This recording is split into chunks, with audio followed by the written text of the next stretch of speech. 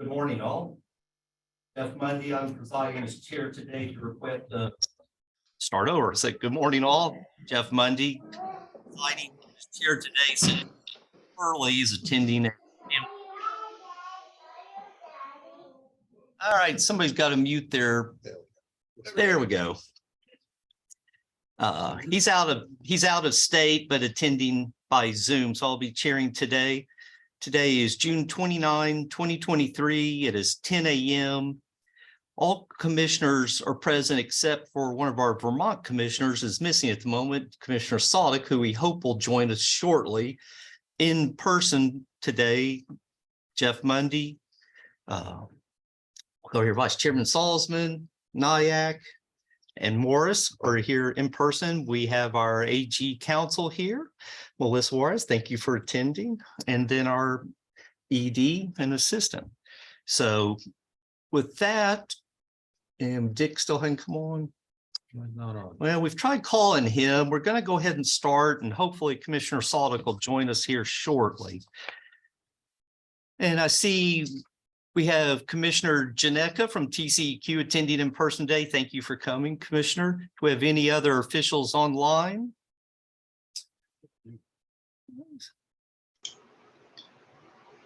Commissioner Mundy, this is Commissioner Edwards. I'm present.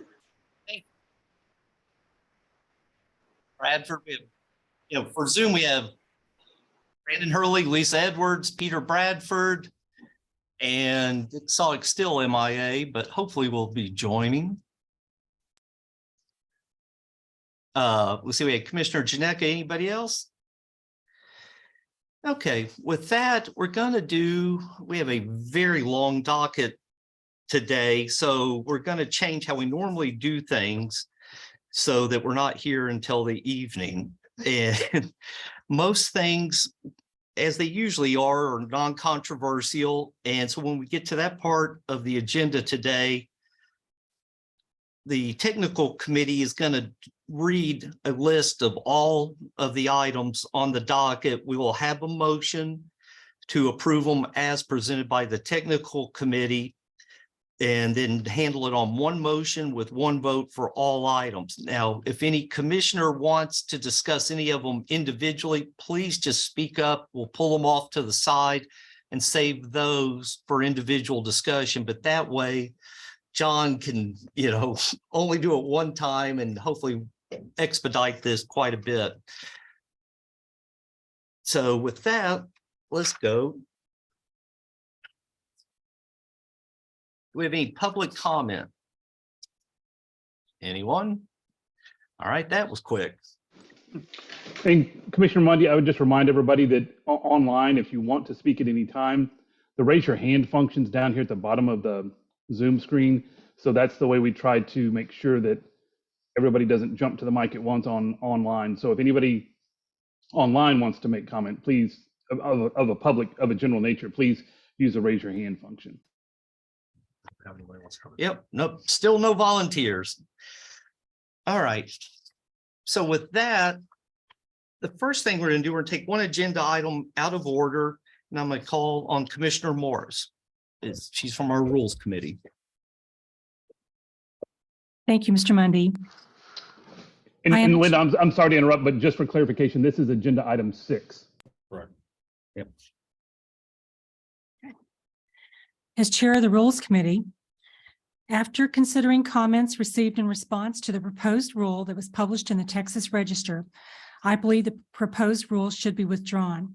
This will give the Rules Committee and staff time to consider additional changes into the proposal before bringing it back to the Commission with a recommendation. Therefore, I move that the Commission withdraw the proposed rule amendment to 31 Texas Administrative Code Section 675.24 that was published in the April 7th edition of the Texas Register. Second. Do you have any questions or comment or need to confer with our AG council and commissioners? If not, call the vote.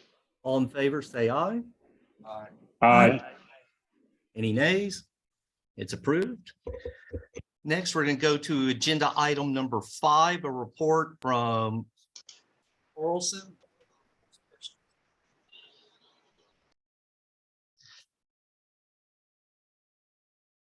Good morning, Commissioners. I'm Dave Carlson. I'm President of Waste Control Specialists, giving a report on the site. Nothing I can do about that. So talking about disposals and where we stand today, for the current fiscal year, and that's for 9 months through the month of May, or 3/4 of the year so far, in compact, we've disposed of 15,709 cubic feet and 1,247 curies. Out of compact, we've disposed of 30,533 cubic feet and 85,226 curies. So that's a total to date for, again, the first 9 months of the fiscal year of 46,242 cubic feet disposed and 86,473 curies disposed. As of the end of May, our remaining constructed capacity is 150,406 cubic feet. And next February 2024, we expect in addition, the next phase of the facility to go online, which will bring us to well over 500,000 cubic feet of capacity. Our annual curie limit on imports is 275,000 curies in a year. So year to date for the first 9 months, we've consumed about 31% of that annual limit. Our totals to date in terms of disposal and curies are 299,594 cubic feet. That's 3.3% of our total licensed capacity, and 579,091 curies. That's 27.4% of licensed capacity. But as I think all the commissioners understand, our primary radionuclide is cobalt-60 with a very short half-life, and so we don't build that number very quickly. In terms of payments that we've made to both TCQ and to Andrews County, our most recent that I'll announce today is for Q2. That was the quarter that ended in March, in which we paid in April. We paid just over $1.3 million in that payment to TCQ and a bit over $167,000 to Andrews County. The totals to date for those surcharge payments are $73.5 million to TCQ and $16.8 million to Andrews County, for a total of about $90 million to date. Our next payments are about to go out for this past quarter that just ended. In terms of license renewal, everything is on track. We have a deadline to submit our renewal application a year before the license actually expires. So that'll be submitted this year in September. Again, that is on track. In terms of construction of the next phase of the facility, I've sent a letter to the commission, and it had a picture in there that showed that, essentially we've completed all the excavation for the next phase. The next step there is putting the liner into that. We've stated that February 2024 is our projected date for completion of that next phase. We are ahead of that schedule today, but we're not telling you any different date from that, assuming that, things can happen both directions. So we're assuming February 2024 is when that will be in service and available. I did send a letter to the commission, and I'd like to talk about that briefly. I know there's some concern that, at least on paper, there may not be, in the mind of some folks, adequate capacity. Volume wise, we don't share that concern because we base our thoughts on actual projections of waste coming in, on historical amounts of waste coming in, and so on. And so we don't share the concern, but would like to go through any questions you would have on that. As I stated, we have about 150,000 cubic feet of capacity left today. If we have the volume coming in for the rest of the year that I expect, at the end of this fiscal year, 3 months from now, we'll have about 130,000 cubic feet of capacity left. So that'll be at the end of August, beginning of September, beginning of the Texas fiscal year. Then rolling that forward to look at February of 2024, when we expect the next phase to go online. Our expectation is there'll be just a bit under 100,000 cubic feet still available for disposal at that point in time when we bring the next phase of capacity on board. So our belief, based on our projections, based on what we're seeing from customers, is that there is at the end of this fiscal year, at least 2 fiscal years worth of capacity left in that facility. However, I do understand concerns that there's concerns, at least on paper.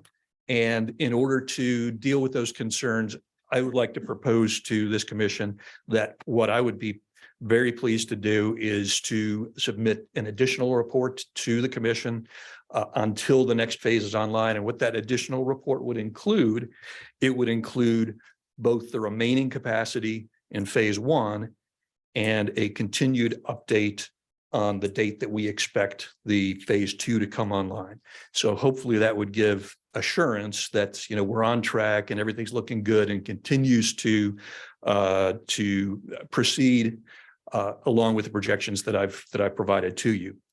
Additionally, to give both this commission and the Texas and Vermont utilities assurance, what I would like to do is I've proposed that if we were to reach 35,000 feet of remaining capacity, which I certainly don't expect will come anywhere close to, but if we were to reach that 35,000 cubic feet of remaining capacity, I would stop disposals from out of compact at that point and only take disposals from in compact until phase 2 is online. Now, again, particularly for those listening online, I don't expect to come close to that point. I expect to have nearly 100,000 cubic feet of capacity left when we bring phase 2 online. So there's really, in my mind and in my projections, absolutely no risk of coming to that point. But to give reassurance to the commission, to give reassurance to the Texas utilities, I am more than willing to proceed down that pathway and provide that guarantee to both of you. And with that, I would take any questions relative to this. And Commissioner Mundy, not to interrupt, but I think obviously this is what Dave has just talked about is really a future agenda item. So my suggestion, and obviously it's up to you as chair, is that we defer the discussion about capacity to that agenda item. And then if we want to ask Dave any questions at that time, we can ask him to come back to the microphone. But I want to make sure that we stay within our agenda and don't jump the gun on an agenda item. Well, Brandon, let me make a suggestion. That's item number 7. And I'd say kind of segues into that. So let's just go ahead and call that agenda item. And then I think, do you want to lead that discussion? Well, what I was going to say is if anybody had any questions about the first part of Dave's report, I wanted to make sure they got the opportunity to ask those, I guess is what I meant. But I agree with you on the segue, but I just want to make sure we ask Dave all the non-capacity questions we had about construction of the new cell or any of the numbers that he reported. And then we can move on, I think you're right, to the capacity discussion. Commissioner Edwards has raised her hand. Thank you.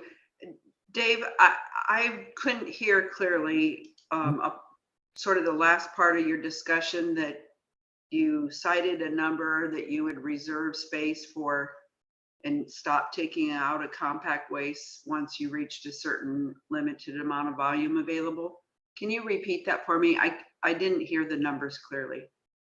Right. That was 35,000 cubic feet. And again, Commissioner, I don't see any way that will come close to that other than, perhaps on paper, but I don't expect to reach that. And again, for everybody online who's listening, who may be generators, we're not going to reach that 35,000. Thank you. I did have a question about the earlier part of the report too. As it relates to construction of the expanded cell, you said the dirt work is done and now you're at the point where you put in the liner. Is that correct? That is correct. The excavation is complete. The photograph that I sent to the commissioners shows that point of being excavation complete.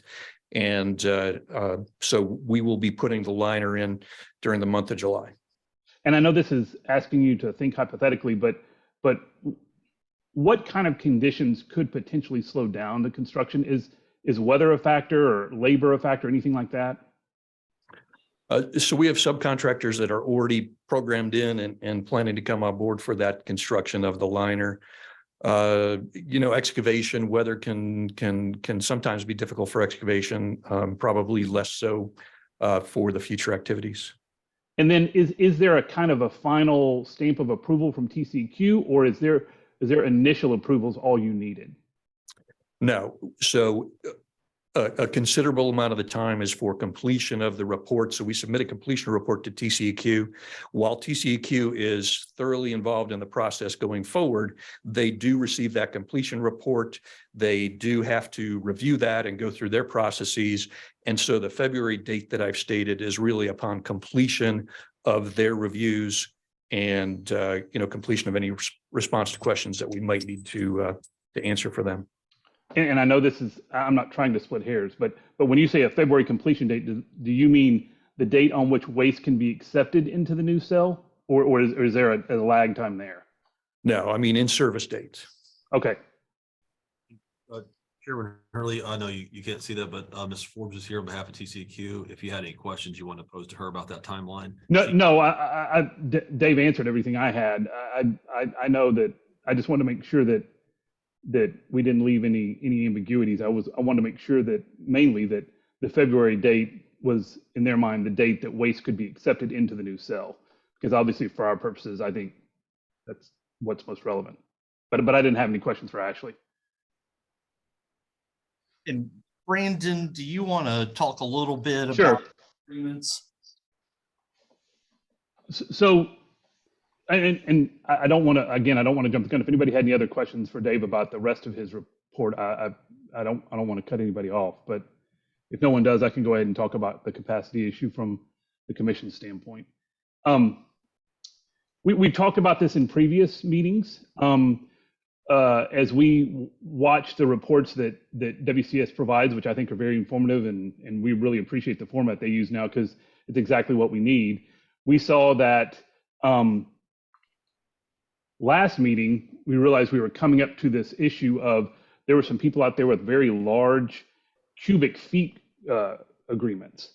And we realized that were they to use all of that capacity that had been granted to them, we would be in what I would call the zone of concern about what we needed to reserve for our in-compact generators, with in-compact generators being our 2 power plants in Texas, Vermont Yankee, and then of course, others that dispose of within our state, medical community, academic community, others, industrial. So we, again, I 100% agree with what Mr. Carlson said about the historical averages of what we grant versus what is actually used by the generators tends to be 25 to 35% on average across all generators. Some generators do tend to use the majority of what we give them.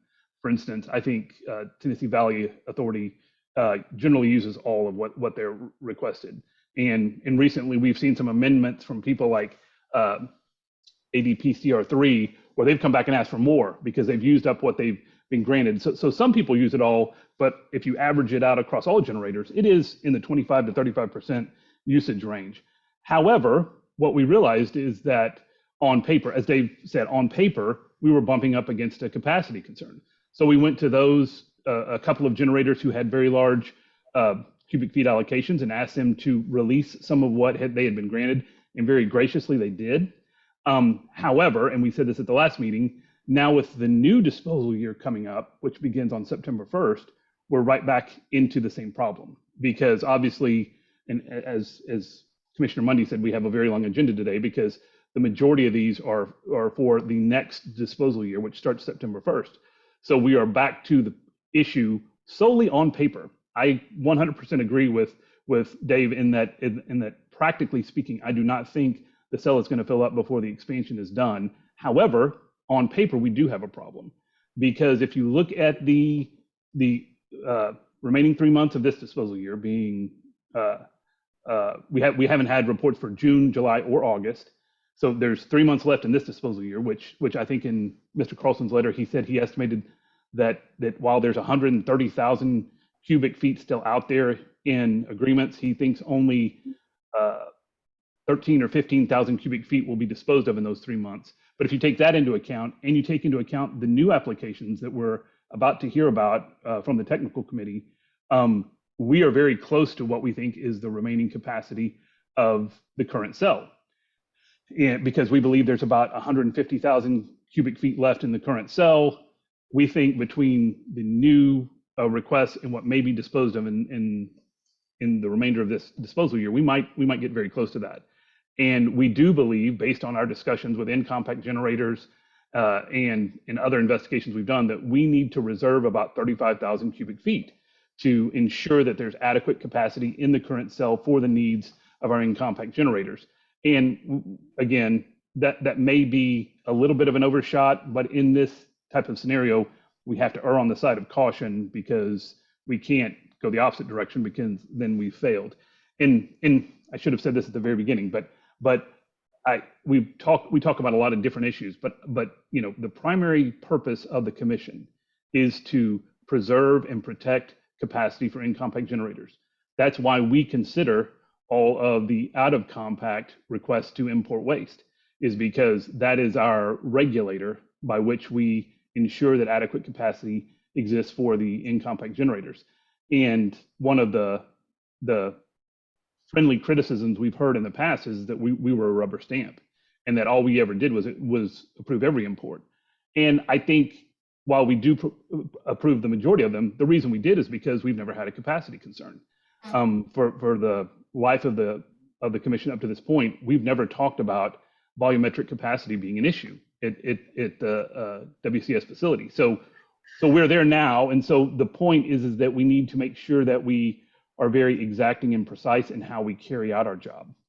And so when we saw this huge influx of requests that came in for this meeting, we added those up.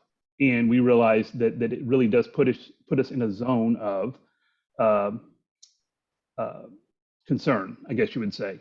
And so what we began to think about was how we dealt with that on the Curie side. And I'm sure all of you know, because we talk about it all the time, we have the contingent Curie program, by which if someone asks for a large amount of Curies, knowing that we have a 275,000 Curie cap every year, we grant them contingently because oftentimes they don't use them all, much like the volumetric issues. And so we grant them contingently and say, when you are ready to ship, you notify us, and you notify us of the actual Curies you intend to ship.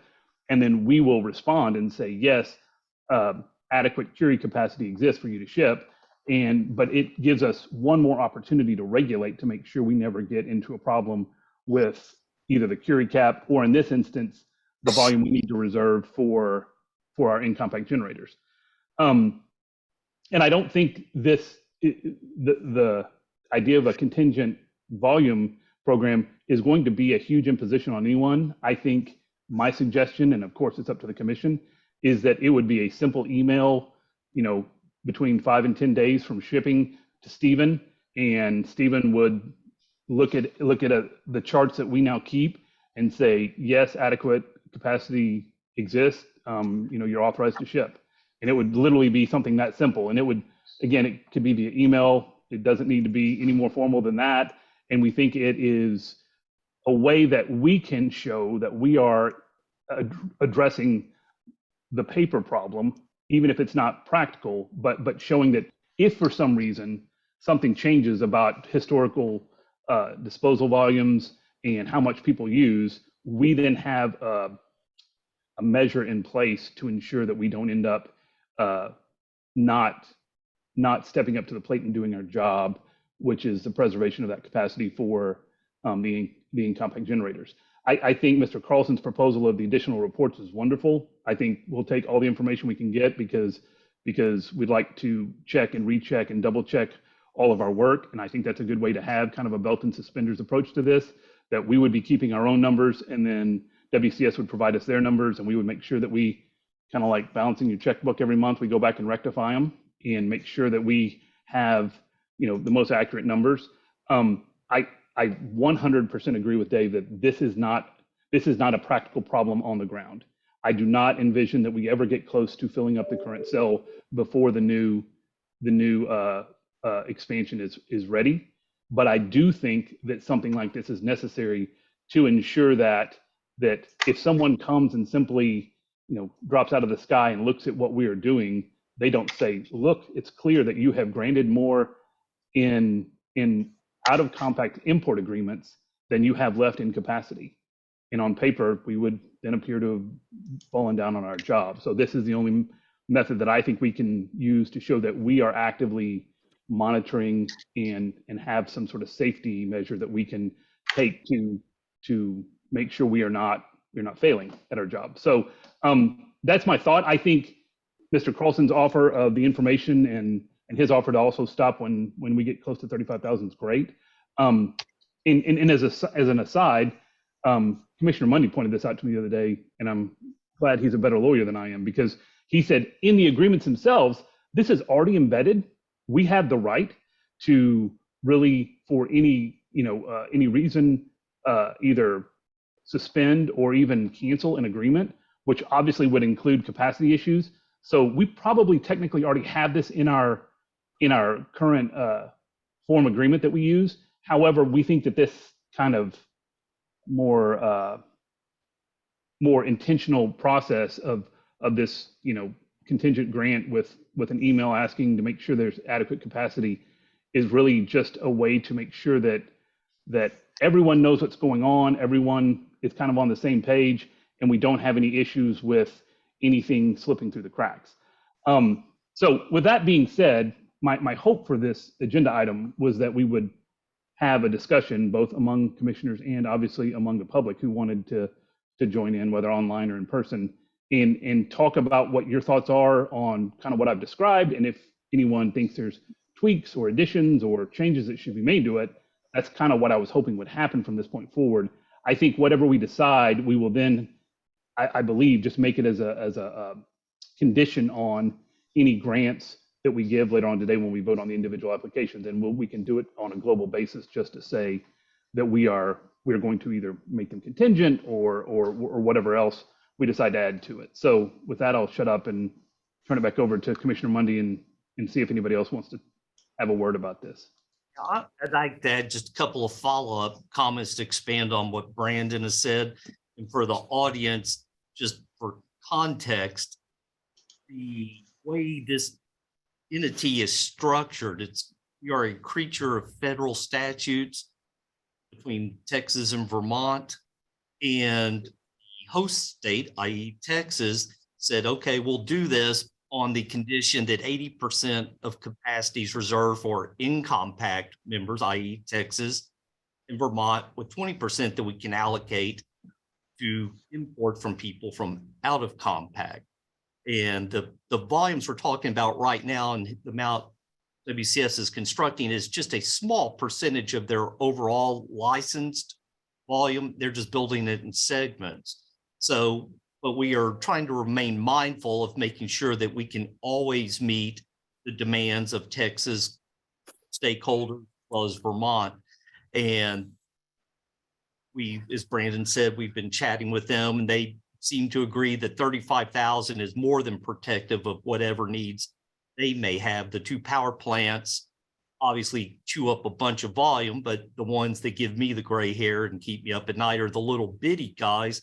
When we were doing contingency committee work, the one that just kind of sent a shiver down my spine was some hospital administrator in West Texas that was storing radioactive materials in his desk drawer because he had no place to lock it up. Those kind of folks I want to take care of, make sure they always have a resource.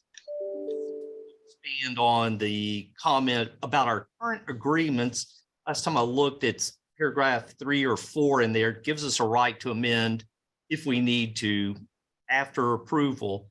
These types of agreements are usufructory rights, archaic corner of law, but that is like a groundwater pumping permit. The state, even though they give you the right to pump groundwater, they can come back and curtail that if there's a need and reduce it. And so these are that nature. anytime we get a request like an import application, we do not have a shall issue standard like a license to carry. We are not required to approve anything if we don't choose to do so. We do so in our discretion, but we're trying to meet the needs of everybody and balance all their needs. I've said before, I think this is a bad location, but it's the least bad of all the choices. Nobody wants this. So we're trying to make sure that we can accommodate everybody's needs, make sure that it's going to keep going and there's no surprises. So this is more of us doing our advanced plan to make sure there's not a problem, working with Mr. Carlson. We appreciate all your efforts in working with us, Mr. Carlson. So as he said, no one thinks it's a real world problem. We're just kind of in a tight window on paper. So, and with the total today, totals up about 93,000 cubic feet. No one thinks that's really going to be the actual shipment amount, but we're just trying to do some looking ahead and making sure we don't get into a bind. Let's see. Oh, Brandon, you've got your hand up. Yes, and so I should have said this, and I think this is what Mr. Carlson's point was, and it's absolutely, I hope, our point too. The last thing we want to do is set up a situation where we prohibit somebody who's an out-of-state generator from disposing of waste if there is space to dispose of it. And so we don't, I mean, it's the exact same rationale we had with our contingent curie program. We don't want to end up in a situation where, because on paper we've given away the remaining capacity, that we can't let someone else who has real waste that they really want to put into the site right then be precluded from doing that. Because to me, that is putting form over substance, and I don't want to do that. So that's the reason I think we should do this contingent curie program, because hopefully what it allows is it takes into account what we think is the likely outcome, that most people are going to, on average, ship about 30% of what they ask for. And again, if you look at that and you apply those numbers to what we have before us today and what's remaining to be disposed of in our current disposal year, that's probably less than 40 or 50,000 cubic feet, which means we would never get anywhere near the capacity of the current cell. However, again, because a lot of what we do is deal with the what ifs and contingencies of our world, we do realize that once we give a legal grant of authority to dispose of waste, it is us actually agreeing that out of compact generator can really dispose of whatever we put in the agreement. So while we can say it's likely that those historical norms hold, it doesn't mean that they absolutely will. And if someone has a large volume of waste and they say, if they ask for 15,000 cubic feet and it's really ready to go, and several of those stack up, and this year is just different than years past, we could be in a problem.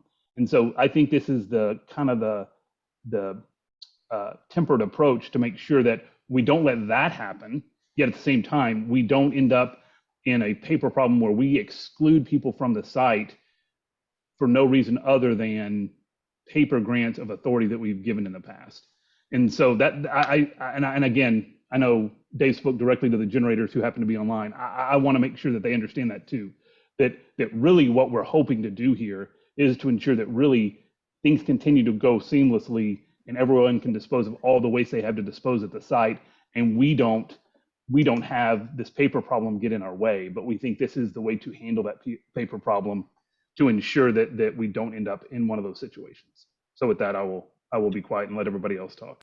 Brandon, just clarify, you're going to have all the agreements is going to be part of the standard terms for every agreement going forward. Well, I know we have a couple of agreements that still apply to this year, so I don't think they should apply to this year, but it would only be for the next disposal year, which starts September 1st. For all new agreements that we enter into after today. Yes.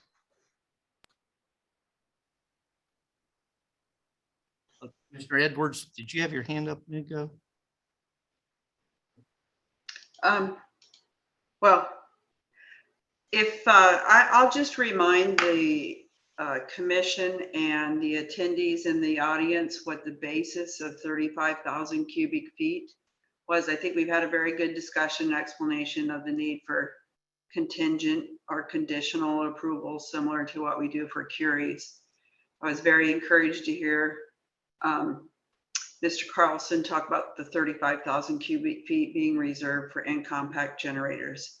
The way that number was derived is we looked at historic disposal volumes by in-compact generators, and we inflated what had been used historically.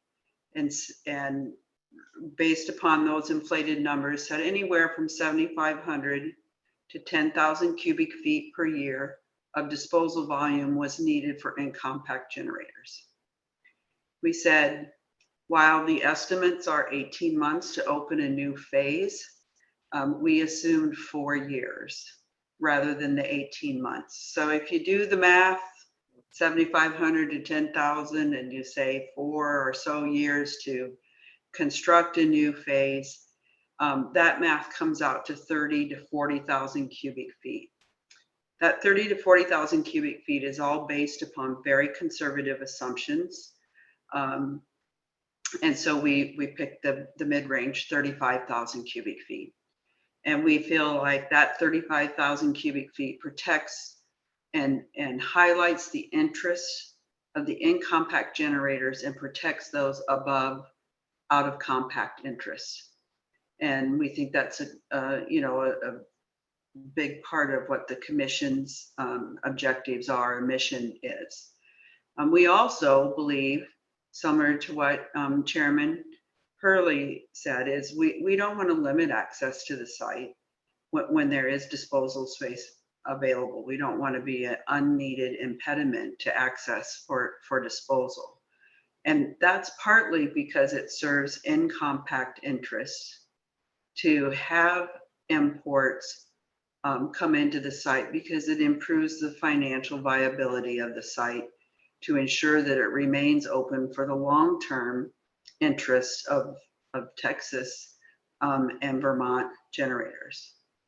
So it is understood that 4 years is a very much longer estimate for construction of a phase than what WCS has and what looks like is going to happen with phase 2 construction.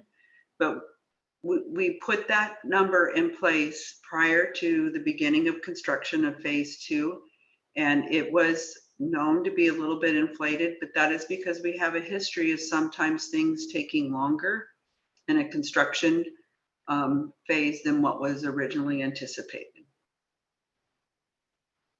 That's all. In Commissioner Mundy, I'll expand a little bit on what Lisa just said. We also had direct discussions with the in-compact generators and asked them to provide us estimates. And again, like Commissioner Edwards said, this is kind of in the mid-range of what we think that total was. We asked them to give us projections. Vermont Yankee did that. And obviously that's limited to really this disposal year and next. They think after next disposal year, they will have no other shipments to the compact waste facility. We asked ARDT to help us come up with estimates for the Texas generators, which they did, and they provide, and I think they did not pull a number out of thin air. They went and actually had discussions with the actual operators of those plants, and they gave us some kind of best guess estimates. And so that was the other way that, and ironically, we came to the 35,000 cubic feet conclusion, both through Lisa's method and through the method of actually talking to them. So obviously Lisa's method was pretty spot on based on what the in-compact generator said. Also, we also clearly want to reserve a little bit of capacity based on our prior policy about small quantity generators. And so that 35,000 also hopefully preserves a little capacity for the future needs of the small quantity generators. And this is really an idea that Commissioner Mundy has planted in my head that I can't seem to shake loose of. And that is really, while the volumes are small and they may not even be as frequent as other generators, really the people that maybe need us the most are the small quantity generators, like medical facilities or academic facilities or even just industrial facilities, who really don't have anywhere else to store their waste. And so serving their needs is important. And the way we did that, obviously, from day one was create the small quantity generator set aside. But some of this 35,000 reserved also takes into account the idea that we need to make sure that both in compact, because there are universities and medical facilities and whatever else in compact that generate some small waste, but also out of compact, those people exist too. And we serve them. And I think we kind of serve an important role in their life, because, and I'm sure John can speak to this at length, that if they don't have anywhere to store their waste, that's when you end up in health safety issues, because if they truly couldn't ship it to Andrews, yet they don't have anywhere to safely put it, that's how it ends up in closets and drawers and basements. And that's a horrible scenario that none of us want. So some of that 35,000 also probably is a little bit of reservation of capacity for those types of generators, both in compact and out of compact. So I think our number is kind of an amalgamation of a lot of different ideas and sources. But I think the 35,000, like Lisa said, is a good, safe number. And I think everyone has kind of agreed to that number as a good place to draw the line. And so, and again, that being said, we obviously can talk about that to the extent commissioners want to talk about it, or if they have any concerns or find any flaws in that rationale, we can definitely hash those out as well. And I think, Mr. Seelig, I'm gonna call on you since you're sitting out there. Do you agree that the 35,000 cubic feet is more than adequate for your members for this period we're in? Yes, and as Chairman Purdy said, that we, Can you come up so we can just catch it on the record, please? If you would just state your name and who you represent, please, sir. yes, my name is Edward Selig, and I'm with Advocates for Responsible Disposal in Texas. So as Chairman Hurley said, we went to the plants and specifically asked them about what their needs are over the next 5 years. And that's how we came up with the 35,000 cubic feet. So yes, we're comfortable with that number. Thank you very much. Thank you. All right. Does any other commissioners have any questions or comments? Anybody from the public want to weigh in, or Commissioner Janeka? Yes, sir, Mr. Carlson. Yeah, I'm very much struggling with what's been said here. Over the last decade, we have filled 2/3 of our cell. Over more than a decade, that's 11 or 12 years, we've filled 2/3 of the cell. We have 1/3 remaining, and we have 9 months until the next phase goes online. I built that more than a year earlier than I clearly needed it. So I'm way ahead of schedule. If I look at in-compact generators, the maximum that's ever been generated from Texas ever in a year is 3,851 cubic feet in 2021. The remaining volume that's been submitted to the compact for Vermont is 13,000 cubic feet. 35,000 cubic feet is more than adequate. I agreed to that number. Yeah. However, my point is we receive shipments, many shipments every single week. Mhm. Those are closely choreographed shipments. Those shipments can't wait an hour or 2 hours or 4 hours for a document to be signed and to be sent back. I don't believe that a process has been established that is going to give them that approval that they need in a reasonable time frame. So we're talking about potential impacts of thousands or tens of thousands of dollars when an approval isn't provided quickly enough to a generator for what I don't believe is necessary, since I've already committed to you that I will stop disposals at 35,000 cubic feet. So I would submit that I don't believe that this additional step of shipment by shipment, manifest by manifest releases of volume provides any benefit. And certainly is not beneficial to both my company and to the Texas facility. If the commission is convinced that something like that has to be put in place, I would submit that we need to sit down and work out a process that doesn't hurt those generators, because I'm very concerned about, what that process might look like. and what impact that could potentially have on disposals. Well, just for the record, I'll say we've had that for the Curie side. We've had conditional Curie releases too. So, but We have, so we're talking about a significant change in volume here. Because with the Curie releases, we've been talking about irradiated hardware shipments. Here, we're talking about all shipments. A shipment ships a 55-gallon drum. They forgot to put the paperwork in place with the commission, perhaps because it's brand new. They forgot to put the paperwork in place, and suddenly they have a shipment on the road. It hasn't been approved. Perhaps somebody, I hope you all take vacation from time to time. You know, perhaps somebody's on vacation. How do we deal with that? We haven't worked out the details of that. So we're proposing something, I assume for immediate effect or for near-term effect without having worked through, a process for it. And again, I don't believe it's necessary. That's why I made commitments to the commission to show that we will absolutely preserve space for the in-compact generators. That's unequivocal. 35,000 cubic feet is what the commission has said. That's what we agreed to, even though the numbers I have in front of me are much smaller than that for what would be needed over a time frame. Okay. Commissioner Edwards has her hand up. Yeah. Dave, I appreciate your concerns, but with all due respect, it is not under your authority to approve or disapprove imports. It is the authority of this commission and responsibility to approve or disapprove of it.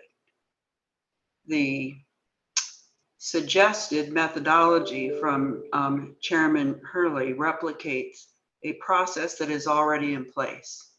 And we're talking about a 6 to 9 month period if your schedule projections hold true. There are other ways to do this. We could say it's first come, first serve.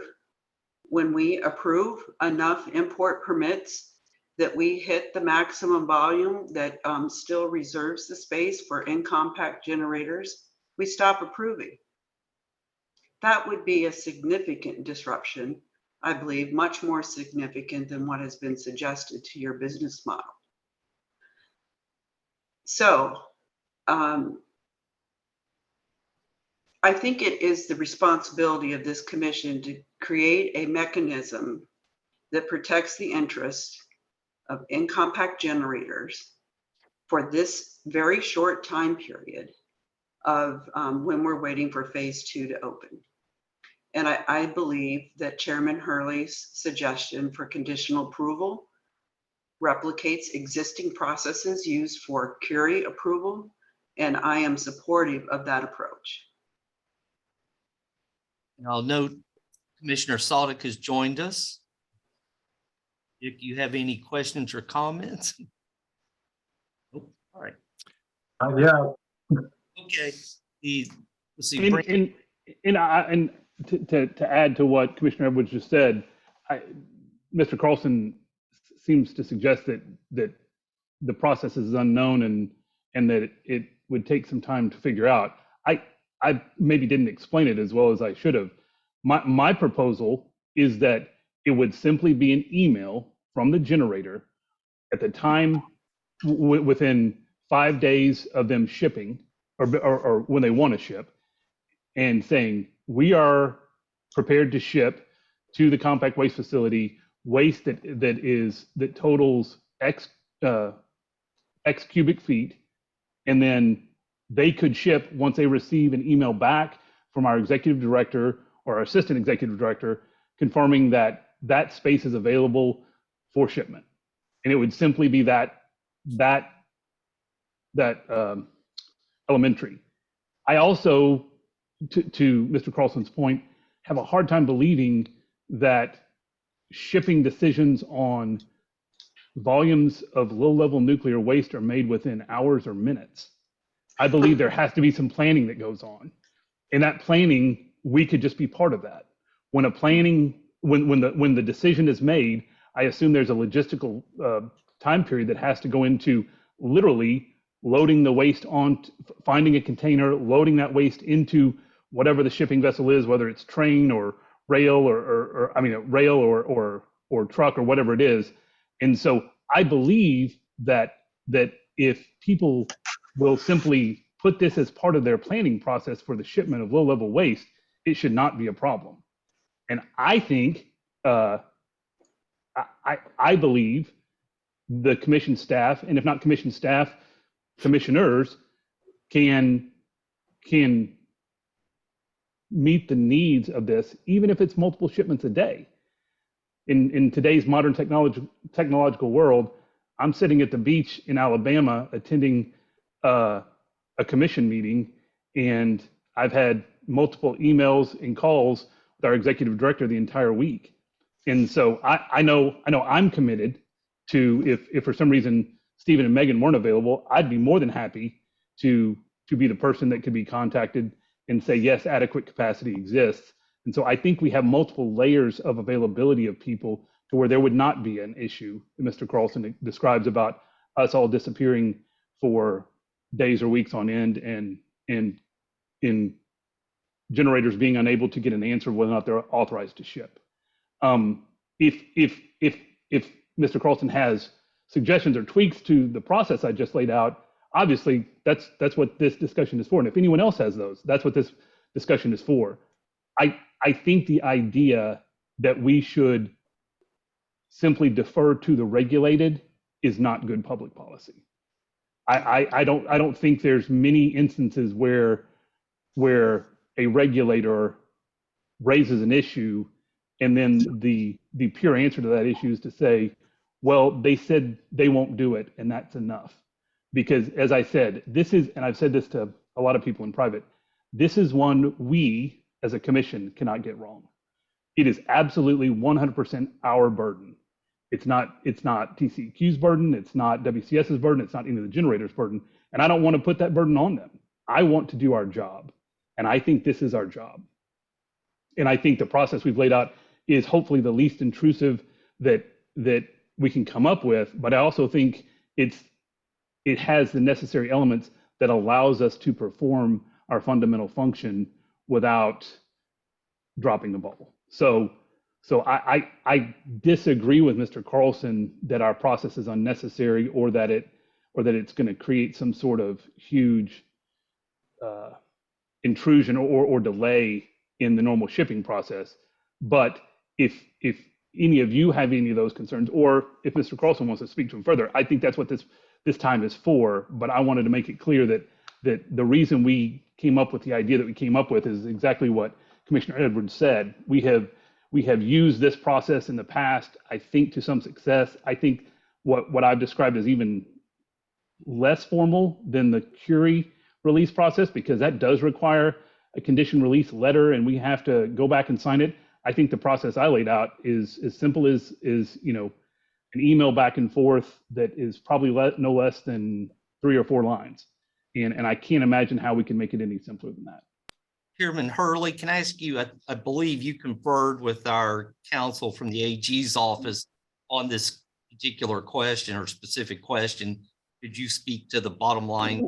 Right. And obviously Melissa is a much better lawyer than I am, so she can speak to this too. But the basic question was could we enter an agreement whereby contractually WCS took on this burden to where we can say you have an obligation to stop at 35,000. And my understanding of the advice from counsel is that it is not in our statute that we have the authority to enter that kind of agreement with the regulated entity. We have authority to put conditions on our import agreements, which this is what this would be, but we do not have the authority to enter agreements with the regulated to hand off any of our statutory responsibility to them in some sort of contractual agreement where they say we promise we'll ensure that we fill your obligations that way. Yeah. Any questions? Yeah, I have a clarification just to add to what Chairman Hurley said. The 5-day window was mentioned. In fact, it could be 35 days. It could be 65 days. It could be 105 days. When a licensee decides that they want to ship waste, they need to schedule transport for that.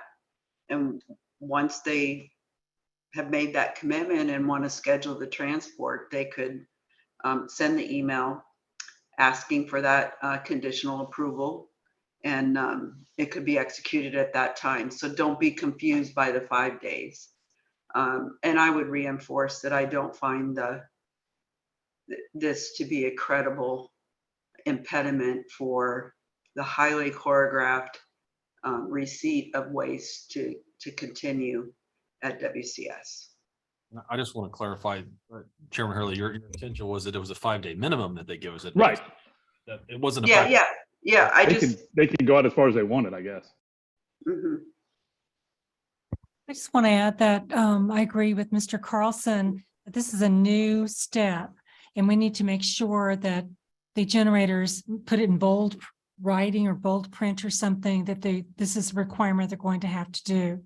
So make it very clear up front that this is something new and different, and so that they do comply with the requirement.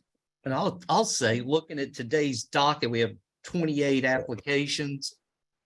5 of the 28 total up to 70,000 cubic feet. So realistically, those 5 are the ones that potentially could chew up a lot of volume. And we're going to deal with it and handle it. But I think if everybody works collaboratively, I think this is more of a academic exercise than a real world constraint. And I want to make clear, I don't foresee, and I don't think anybody foresees we're actually going to run into a real world restriction. You're not going to run out of room before your new one comes online. So I think we're having really just making sure we don't get into the weeds. We're trying to stay out of a problem, but clarity of record, no one's foreseen a real world, we're going to run out of space and close the door. Fair point. You agree with that, Mr. Carlson? We will not run out of space and close the door. That's There. not possible. But, I suppose it would be good because I don't understand the process today, and suddenly we're going to be thrust into something. I've heard that now that the generators can submit their requests anywhere from unlimited days to 5 days. I don't understand who they submit that to by email at this point, and I would love to understand that. And Dave, let me stop you right there. They submit it to the executive director of the commission, and they should CC the assistant executive director and the chairman. Does that answer your question? That does answer my question. So I understand 5 days to unlimited days. I understand that it's to the executive director, the deputy executive director, and the chairman. And I understand 3 lines is basically what you're looking for. So I assume that's volume only from the generator. We're looking for what volume would They'll be. have an import request that has a conditional approval on it, and they can reference that import request and indicate that they are prepared to ship it, the volume they intend to ship, and the date And then or approximate date. then we'll verify that space is available. And I would add, Chairman Hurley, that we should include the administration email inbox in that, because that is forwarded automatically to the assistant executive director and myself. So if there's any confusion about what email to send it to, the administration email inbox goes to both the assistant executive director and myself each time. And I would assume all of this would be in the agreement, these instructions. So when the agreement letter is signed, this information will be conveyed to the generator. Is that correct? Yes, ma'am. So this will initiate for 2024 agreements. For agreement starting with approval today. Well, for any agreements that cover the next disposal year that begins September 1st, 2023, which is considered the 2024 disposal year. So that there's always a little confusion there, but our 2024 disposal year starts September 1st. So it would apply to all those agreements. Right. Brandon, we have 2 import requests that are new that we'll consider today that apply to the 2023 fiscal year. So this conditional approval would also apply to them. I don't agree with that, because I don't think we should put it to anyone who plans to dispose of in this year, since we didn't do it to any other generators this year. So I think it should only apply to the agreements for the new disposal year to stay consistent. the other benefit that gives us, I think, is that means we have all of July and August to the extent we need to work out any kinks or have any kind of communications or answer any questions from generators. That gives us 2 months to work through all of those as well. And that way it doesn't become effective immediately and we aren't trying to learn as we go. We have 2 months to kind of make sure we have all the logistics worked out. What's your forecast about what you actually see coming in through the gates for a remainder of this fiscal year? Yeah, the max I would expect in the next 3 months is 20,000, but it should be less than that. Okay, so we're sitting around 150 available right now. Correct. And 20, 25, 30, that leaves us then. We'll be at 130 or Yeah. more at the end of the fiscal year. Okay, and so That's then if we correct. block off 35,000, we're dealing with approximately 100,000-ish or so. Right.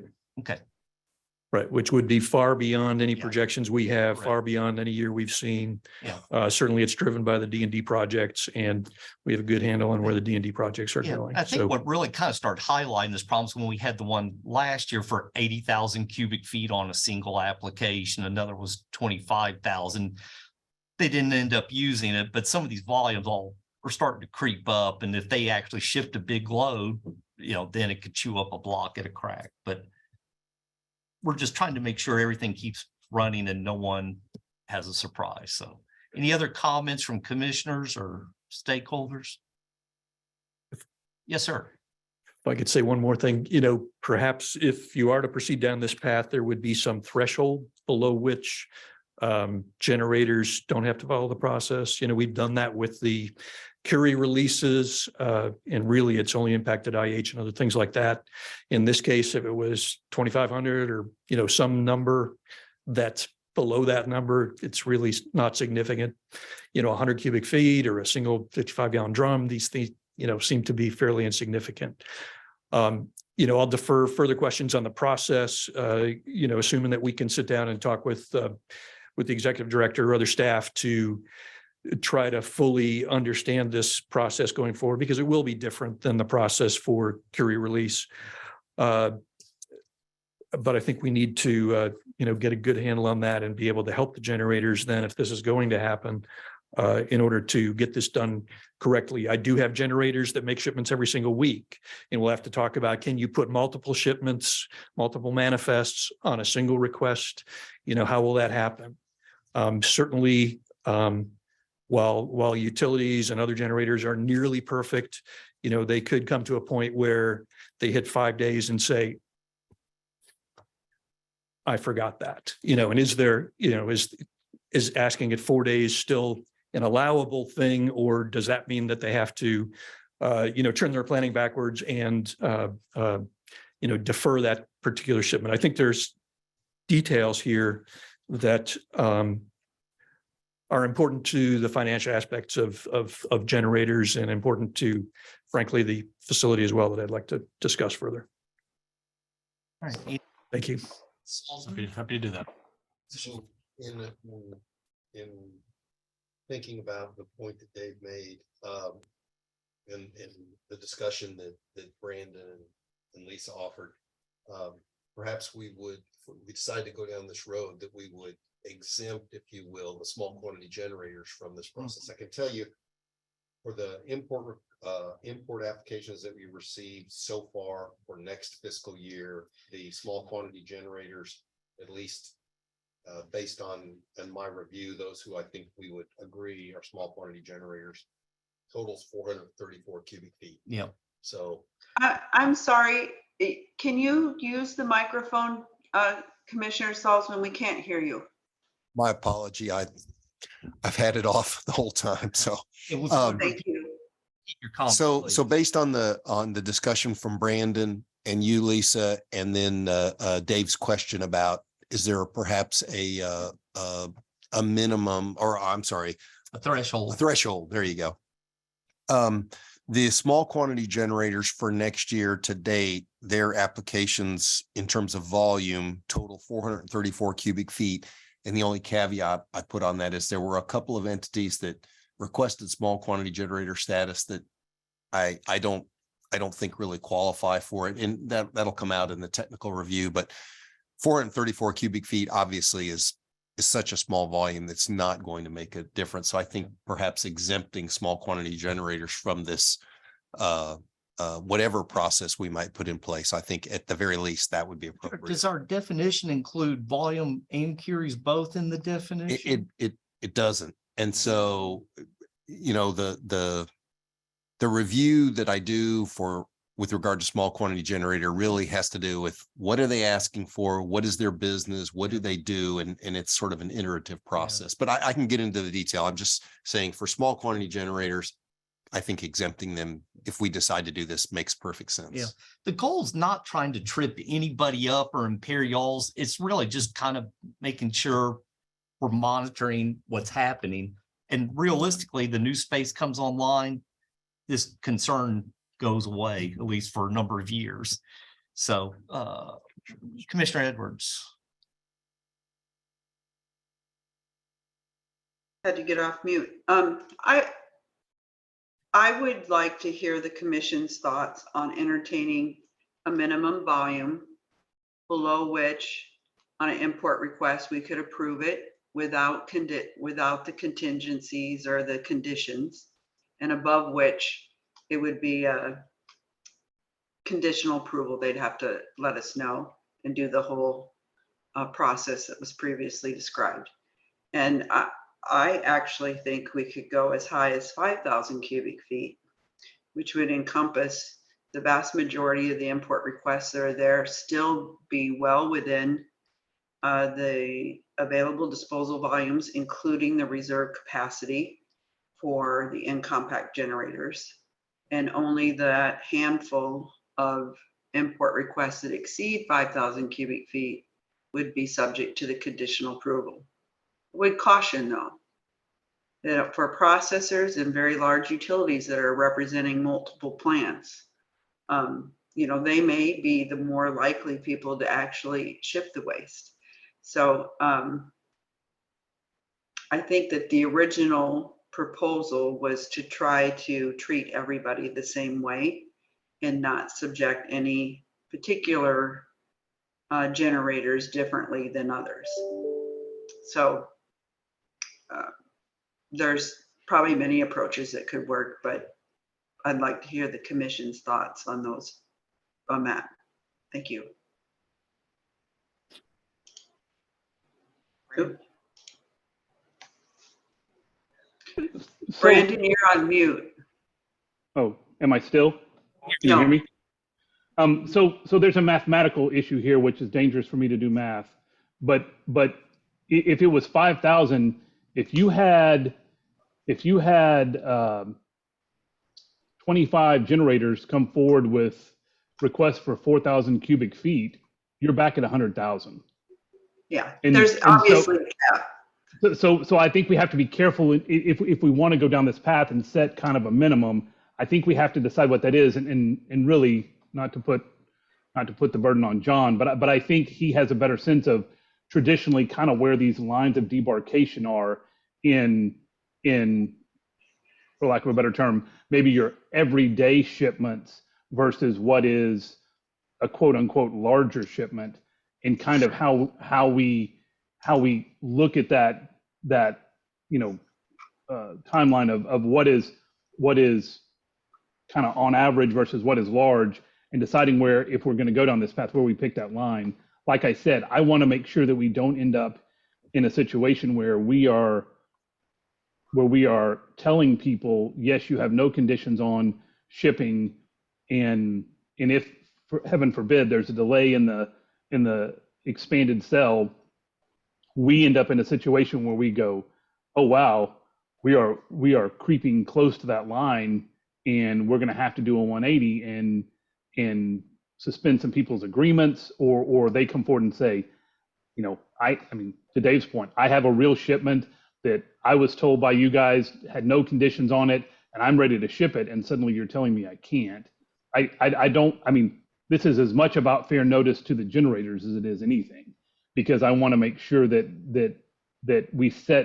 we kind of set everybody's mind right, in that, you know, we don't think it's a problem. We don't think it ever will be. If it gets close to it, I hope that we communicate with everyone from WCS to all the generators to anyone else who's interested that we're getting close and numbers are getting, crunched.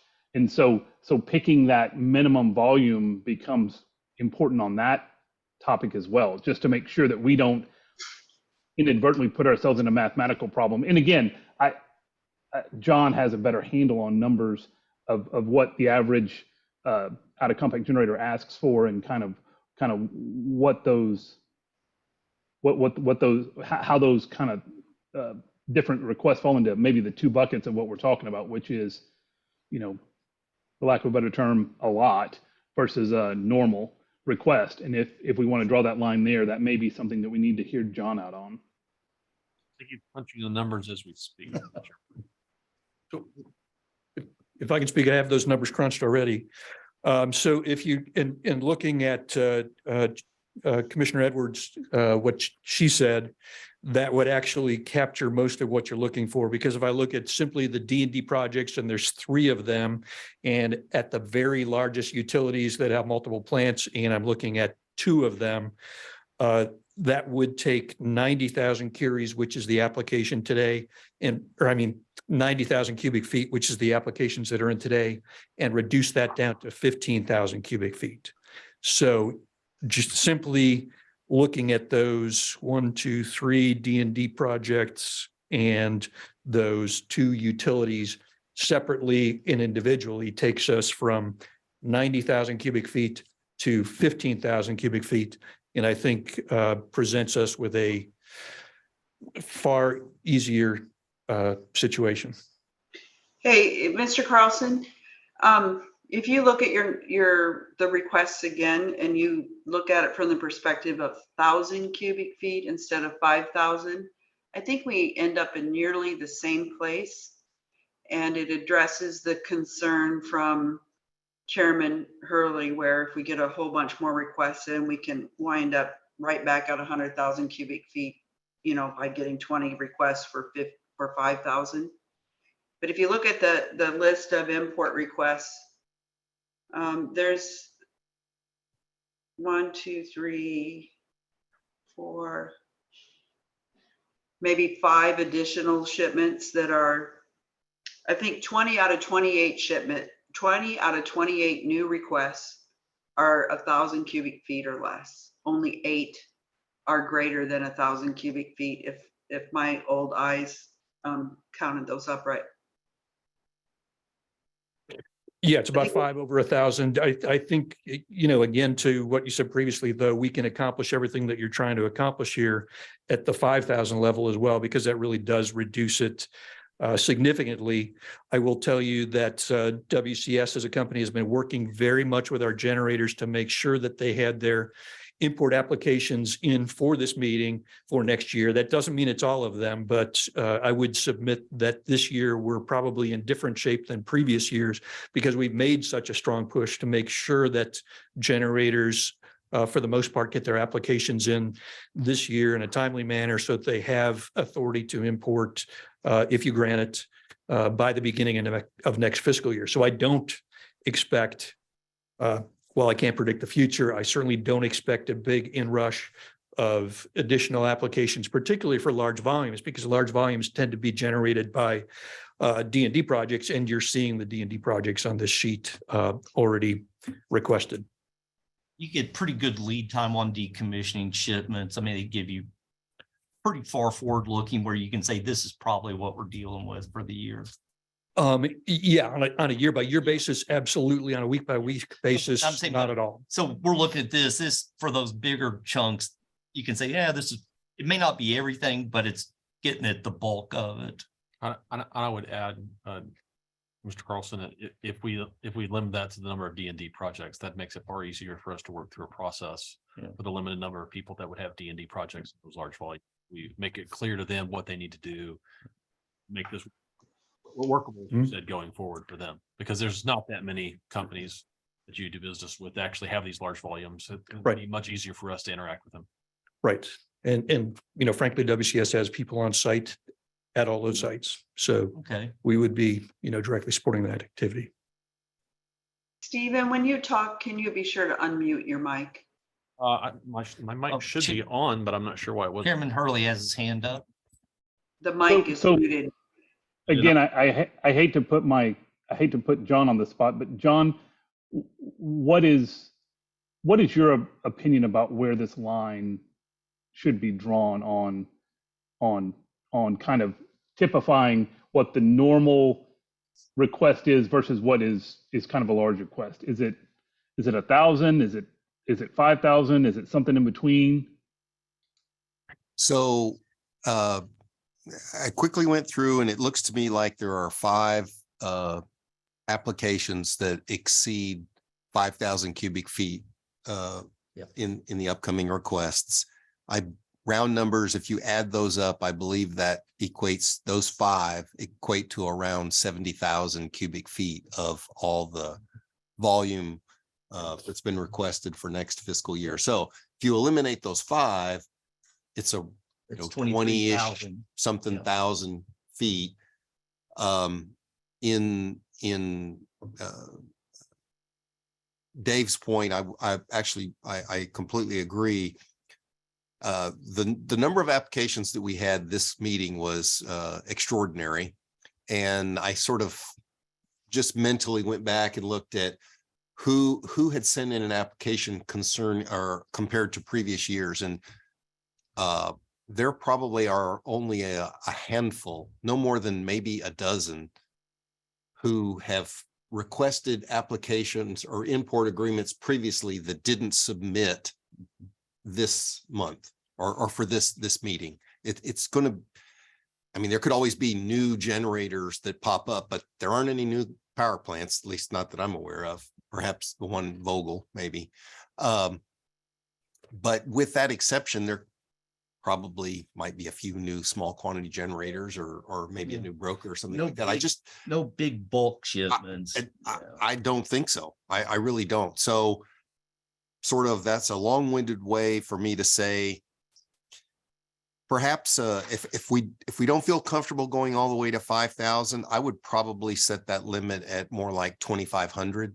And I think if we set it at 2,500, it might only include one more generator that would have this additional condition on it. 2. Maybe 2. There's 2. There's that many, remember so much, but I'm looking at a list of but that would, again, if we got more applications, if you set it at 2,500, that still gives you a lot of leeway. So Brandon, I don't know if that answers your question, but I think 2,500 would be still. It's exactly what my question was. So that was exactly what I was asking. You kind of give us a monthly just running tally, just what we're looking at. I mean, we're going to get advance warning if we start really getting up against the truth. Right. And what I've committed to in my letter to you, and I intend to do it, Yeah. is to every month provide you that remaining capacity and the status of the construction. So I don't see a scenario where you don't get Yeah. warning either by looking at trends Yeah. or by looking at the actual numbers. Yeah. So again, I am not concerned in any way that you won't have adequate information to fulfill your duties. Let me ask, last year Holtec had that request, which we approved for 80,000 cubic feet. I see they're down for 27,000 today. Do you think they'll come back with, another big number for the remainder of this upcoming year?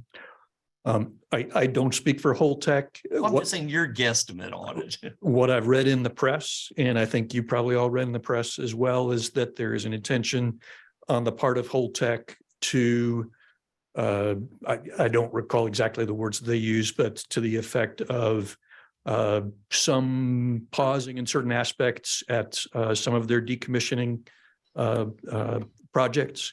So no, we don't expect a big increase above what they've requested. And I would ask you to go back and, look at some of their press releases. Yeah. Anybody else have any questions or further discussion? I just want to reiterate what Commissioner Mundy said. I want to make sure that to the extent anybody has an opinion, especially on this new element of kind of the minimum amount to be requested that we need to make contingent. I want to make sure that if anybody has any questions or thoughts on that, we make sure that we air those out today. So let me just ask consensus of the commission. We don't need a motion, just consensus thought. We go with John's concept of 2,500 as a threshold for inclusion in these agreements going forward. They have some different thought. Lisa or Brandon or Linda, I see you go over your mind. Well, I'm comfortable with 2,500 cubic feet. Okay. I'm comfortable with 2,500 cubic feet. Me too. All right. So then, all right. So when we vote on our applications today, this is going to be a new standard term in all the applications without John having to say it every single time. Okay. And Commissioner Mundy, what my thought was that now that we've kind of set this minimum, what we'll need to do, since we're going to try to group these applications, what we may want to do is take a quick break and look and figure out what group would be subject to this condition and put those in a group, and then put the ones that aren't subject to the condition in a group. And that way, maybe it flows a little bit quicker. There are 7 of them that will meet this threshold. And we've been running about an hour and a half, so I was going to suggest a comfort break anyway before John. So with that, let's take 15 minutes, please. Returning Thanks. at what time?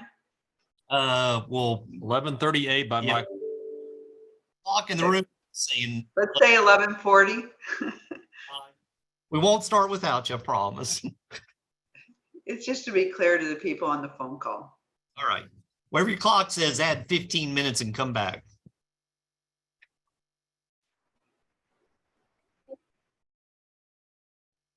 All right, we're going back on the record at 11:20. 40, excuse me, thank you. A little dyslexia looking at the clock. And we have all of our commissioners back. We have a full panel. And did you want to say something before we went back? Mr. Carlson wanted to add one comment before we get into our long agenda. Thank you. If I could just add one thing for consideration to what you're proceeding with, that would be perhaps we could wait until a generator hits 2,500 cubic feet in the 2024 fiscal year before the notifications are triggered. I think that would relieve a couple of generators who ship on a cash by cash basis, at least for a period of time. And certainly I wouldn't expect them to exceed that number by the time that the phase 2 goes into effect. And I think, John, how are you going to frame it? Is it 2,500 per application or cumulative for the year? I think when I frame my motion, it would be, because I think. Commissioner Salzman, can you put your microphone on? Sorry. I think the way I will frame my motion would be, because I think what Dave has proposed is reasonable, and that way we are treating, in essence, you could say we're treating all generators the same. If we said, if my motion was something to the effect that any generator over 2,500 cubic feet would be subject to an additional provision once they reach 2,500 cubic feet of shipment for the upcoming fiscal year, something to that effect. But perhaps other commissioners would like to address that. Brandon, do you have any thoughts on this? So I guess my only question is, how would we track that and know when they hit their 2,500? that we would be somewhat dependent on. We would be dependent upon W. Right, we submit a monthly report that shows that information by generator. And so that report would clearly show you when they've hit the 2,500 mark on a monthly basis. But, we could track it more closely than that and inform you when they are, about to ship to get to 2,500. Yeah, because obviously within a month, if they had a shipment a week for 2,500 cubic feet, they've shipped 7,500. And we would know that until the end of the month when the report came out. So my only concern would be is if we could get some sort of interim report to the extent somebody hit their 2,500 cubic feet, that would be the only way to guard against that type of situation. So Brandon, what do you think about a clause in all agreements that kind of captures that across the board as a standard term in all agreements, saying once you hit 2,500 actually shipped through the gate, then you have to report to us and get this conditional release? Yeah, that makes sense. Okay. So I but think we can- that work for you, Dave? Yeah, I think that would help some of those generators, and certainly some of those generators that are in that kind of 2,500 to 5,000 range would not trigger that point Okay. by the time Okay. phase two goes into So service. just for the record, and this is just like the technical committee chair or vice chair Salzman, when he makes his motion, sometimes he includes additional specific terms specific to a particular application. This term is going to be standard term across all agreements, even if he doesn't say it, he doesn't have to say it. Okay. So with that understanding on the record, we're now going to And the process for how WCS and the clients are going to notify the commission, I will work through with WCS and their clients to make sure we have a process for the commission, before we proceed on. Okay, so what we're getting ready to do next is we're gonna take all of the items for, Can Stephen repeat what he said? I could not hear. I'm sorry, Commissioner, what I was saying was the process for notification to the commission for those that are approaching the 2,500, we'll work through that process with WCS and their clients to make sure they have a proper notification, either to me or to the full commission, to make sure that process works out, so we know when someone's approaching that. Thank you. okay, so next we are about to, yeah, I'm about to do that actually. We're getting ready to go into our import applications. We have a long list. This is agenda item 9. And what we're going to do is consider all of the items on agenda item 9, which I think totals 26 or 7 or 8. And the technical committee is going to provide a report about the details for our archived record. Then we're going to have a motion and consider voting on them as a block. The one exception, we're going to pull Veolia Aileron off to the side. We'll have address it. A couple of commissioners have asked to talk about it specifically, so it will not be included in this large block review. We'll deal with that, and then the export application will be dealt with separately after that. And the amendment, we have an amendment. Oh, we have an amendment. Okay. So with that, Commissioner Salzman's going to drink his water and spend a while, but go down the list and read them. And then at the conclusion of that, if anybody has any questions, speak up. But he's going over ones that, as I understand, the technical committee recommends approval on all the ones he's about to go over. No commissioner has flagged it and asked for it to be set to the side for specific discussion. So with that, we're going into agenda item 9, and I'll hand it over.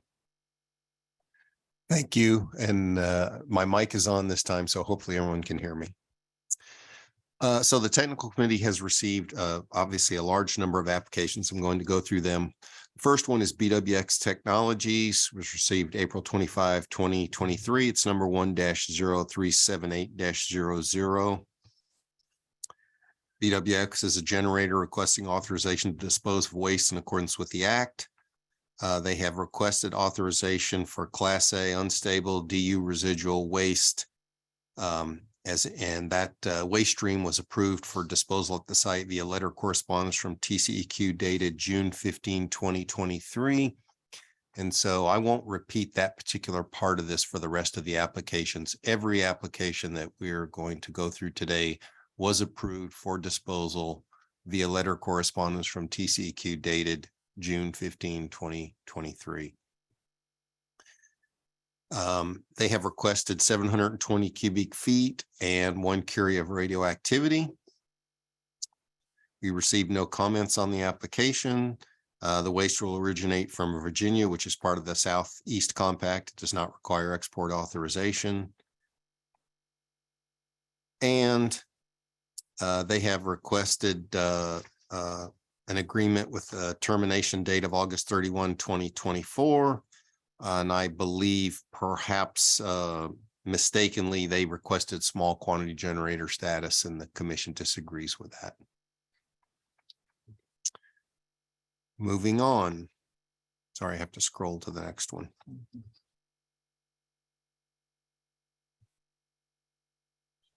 RAM Services was received April 26, 2023. It's number 1-0379-00. RAM Services is a broker who is a licensed waste collector and processor. They have requested authorization for Class A, Class B, and Class C stable sealed sources and industrial devices in concrete. They've requested 54 cubic feet and a total radioactivity of 128 curies. They've indicated the waste will come from all compacts excluding the Northwest Compact and including the unaffiliated states and District of Michigan, Nebraska, New York, New Hampshire, Massachusetts, Rhode Island, Maine, North Carolina, and Washington, D.C. Any waste from the Southwestern or Rocky Mountain compacts will require an export authorization.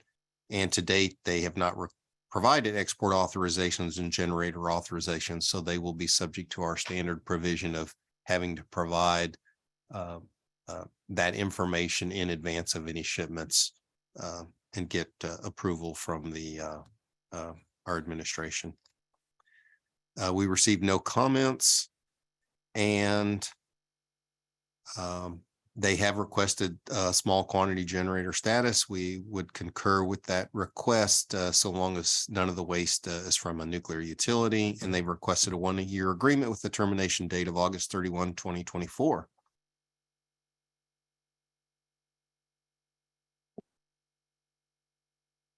Next is, sorry, Ronan. 231. Yes, Ronan Engineering. We received April 28, 2023. It's number 1-0380-00. Ronan is a generator requesting authorization to dispose of waste in accordance with the Act. They've requested authorization for Class A and Class B stable sealed sources. They've requested 54 cubic feet and 128 curies. We received no comments. The waste will originate from Kentucky, which is part of the Central Midwest Compact and does not require export authorization. In this case, Ronan requested small quantity generator status, but after looking at what they do as a company, they are actually a gauge manufacturer. So they are involved in the production of devices with sealed sources. So my opinion is they really don't meet the generator of a small, the criteria for a small quantity generator. They're in the radioactive business, if you will. So It's not think that- incidental. right. And so I just don't feel like they meet our status. And they have requested a 1-year agreement with the termination date of August 31, 2023. Our next application is from Indiana Michigan Power DC Cook Plant, was received May 2, 2023. It's number 1-0381-00. DC Cook is a generator requesting authorization to dispose of waste in accordance with the Act, and they've requested authorization for Class A, Class B, and Class C stable and unstable resin media, charcoal media, dry active waste, mechanical filters, and metal. They've requested one volume of 1,000 cubic feet and a total radioactivity of 600 curies. The waste will originate from Michigan, which is an unaffiliated state. We received no comments. And they have requested a 1-year agreement with the termination date of August 31, 2024.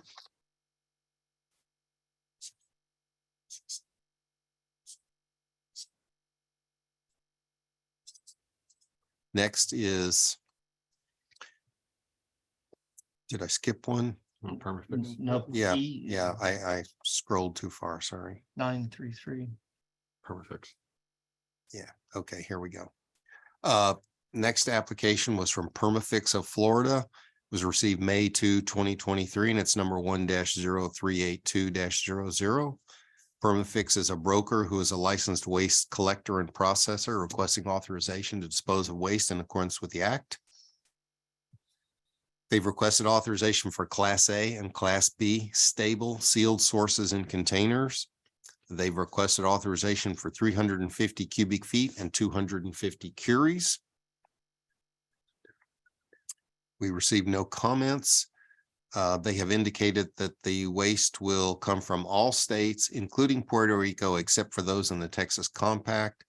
So any waste from the Northwest, Southwestern, or Rocky Mountain compacts will generally require an export authorization. To date, those export authorizations and generator authorizations have not been provided, so they will have to provide those in advance of any shipment to the administration. They have requested a one-year agreement with a termination date of August 31, 2024. Wolf Creek.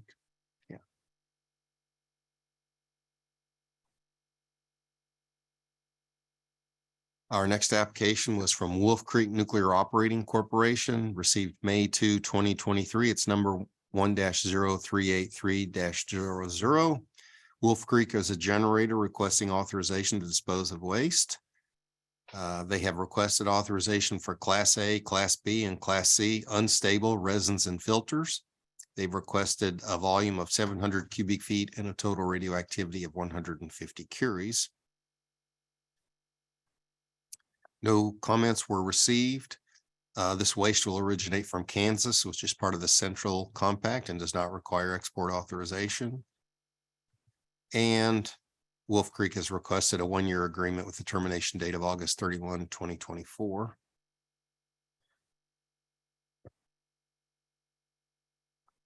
Our next application is from Arizona Public Service Palo Verde Nuclear Generating Station. That was received May 3, 2023. It's number 1-0384-00. Palo Verde is a generator requesting authorization to dispose of waste, and they have requested authorization for Class A, Class B, and Class C unstable ion exchange resin, cartridge filters, sludge, evaporator bottoms, dry active waste, and irradiated hardware. They've requested a volume of 2,000 cubic feet and a total radioactivity of 600 curies. Waste will originate from Arizona, which is part of the Southwestern Compact, and will require an export authorization, which has not been provided. So that will have to be provided in advance of any shipment. And they have requested a one-year agreement with the termination date of August 31, 2024.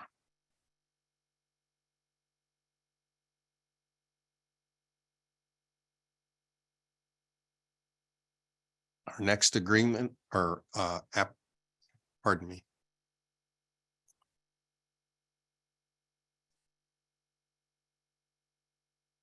$237. Yeah, no, just something popped up on my window and I got to get it out of the way. I can't see the.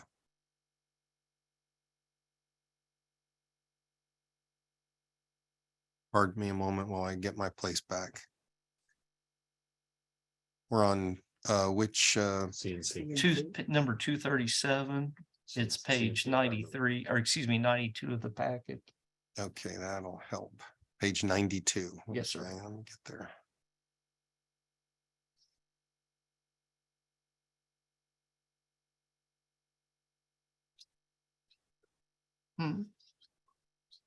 That's handy. I'm not going to fool my view right now. 384 or 385? It's CNC Environmental. 385. Okay.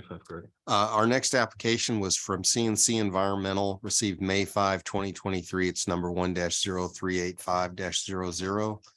In this case, CNC Environmental is a broker who is a licensed waste collector and processor requesting authorization to dispose. They've requested authorization for Class A, Class B, and Class C stable sealed sources. They've requested a volume of 30 cubic feet and a total radioactivity of 5 curies. No comments were received.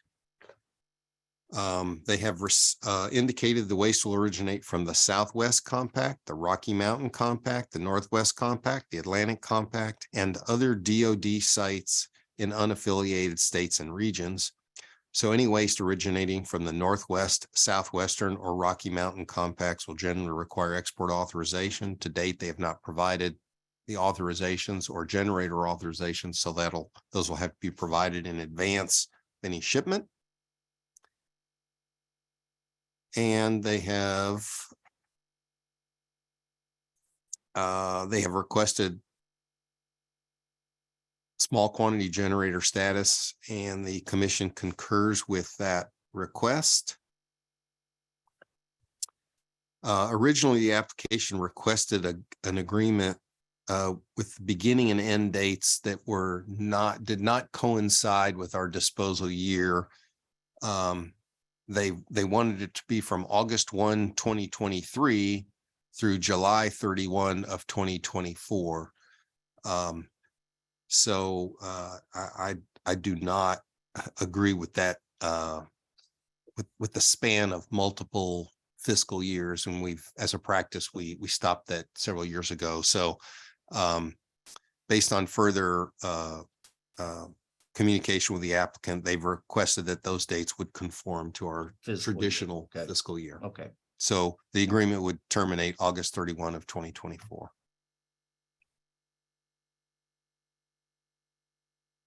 Our next agreement was from Tennessee Valley Authority. It's May 15, 2023. It's number 1-0386-00. In this case, TVA is a generator requesting authorization to dispose.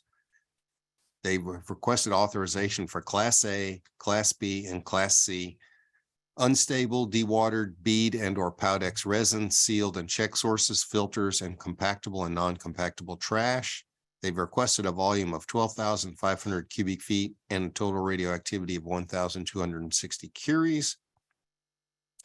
This waste will originate from Alabama and Tennessee, which are part of the Southeast Compact and do not require export authorization. And they have requested a one-year agreement with the termination date of August 31, 2024.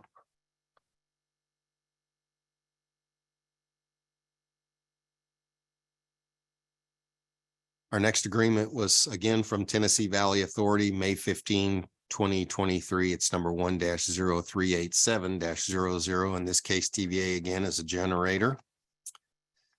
They have requested in this second application Class C unstable irradiated hardware.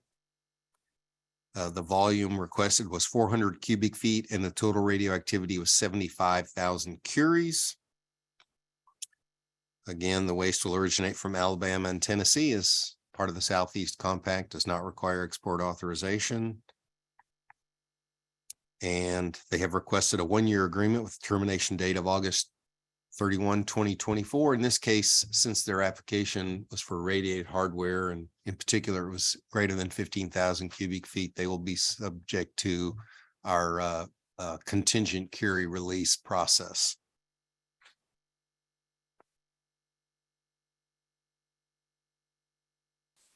Our next import application was from Excel Energy Monticello Nuclear Generating Plant, received May 16, 2023. It's number 1-0388-00.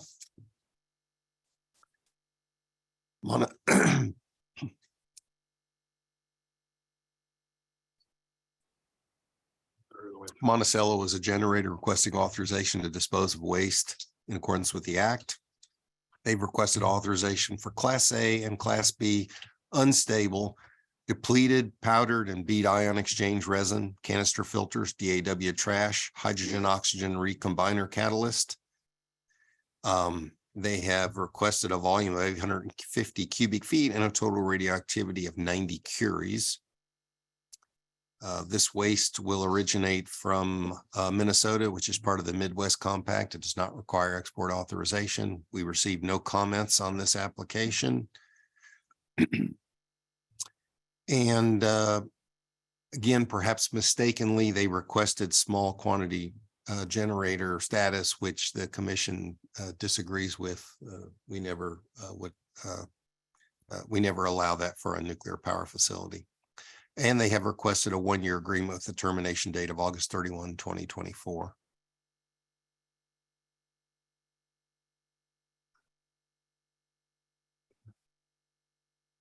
Our next import application was from Ameren, Missouri. Callaway was received May 17. Oh, did I miss one? No, you're correct. No. I'm out of order. Um, You're out of order. May 17, 2023. It's number 1-0389-00.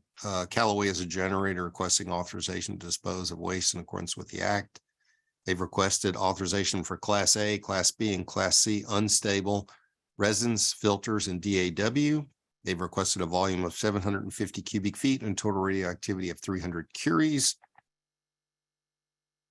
Missouri is part of the Midwest Compact and does not require export authorization. We received no comments on this application.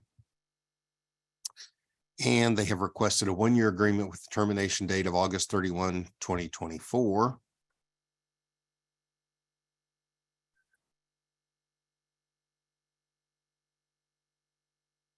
Our next application was from Dominion Energy, North Anna Power Station, and Surrey Power Station.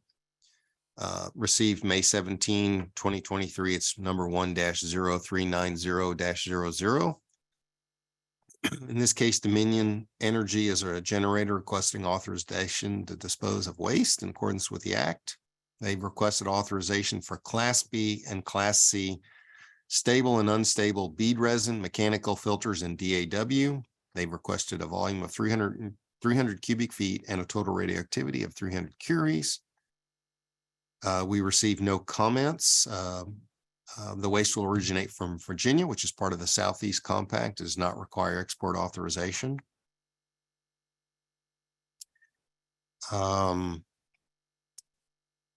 I believe they also requested small quantity generator status, which we disagree with.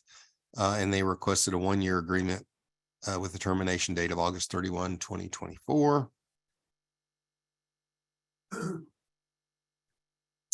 Our next application was from Bionomics.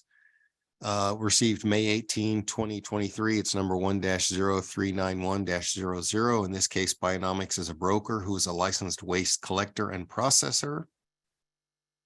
They have requested authorization for Class A, Class B, and Class C, stable and unstable sealed sources in containers, including depleted uranium shielding either separately or used to shield sources. They've requested a volume of 350 cubic feet and a total radioactivity of 1,000 curies. We received no comments on this application, and Bionomics has indicated the waste will originate from all states except those in the Texas Compact, but including Puerto Rico, Hawaii, and Washington, D.C. Any waste from the Northwest, Southwestern, or Rocky Mountain Compacts will generally require an export authorization. To date, those have not been provided. And so they'll have to provide those to our administration in advance of any shipments. They have requested small quantity generator status, and so long as none of the waste is from a nuclear power facility, we would concur with that. And they've requested a one-year agreement with the termination date of August 31, 2024. Our next application was from Constellation Energy Generation. Received May 19, 2023. It's number 1-0392-00. In this case, Constellation Energy is a generator. They have requested authorization for Class A, Class B, and Class C stable and unstable dewatered bead and Powdex resin, condensate filter sludge, decontamination resins, fuel pool skimmer filter sludge, non-fuel reactor components, process filters, reactor water cleanup resins, reactor water demineralizer resins, and large components. They've requested a volume of 4,255 cubic feet and a total radioactivity of 6,500 curies. We received no comments on the application. This waste will originate from Illinois, Pennsylvania, New York, and Maryland, which are part of the Central Midwest and Appalachian Compacts. As well as one unaffiliated state, but none of them will require an export authorization. They've requested a one-year agreement with the termination date of August 31, 2024.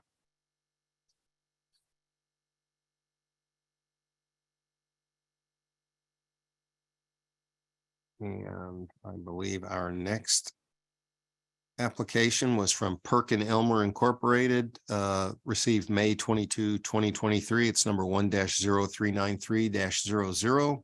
In this case, Perkin-Elmer is a generator requesting authorization to dispose. They've requested authorization for Class A, Class B, and Class C unstable, non-compactable laboratory trash, PPE, paper, plastic, metal, glassware, and solidified tritiated water. They requested a volume of 200 cubic feet and a total radioactivity of 1,500 curies. We received no comments on this application. The waste will originate from Massachusetts, which is an unaffiliated state. And they have requested a one-year agreement with the termination date of August 31, 2024.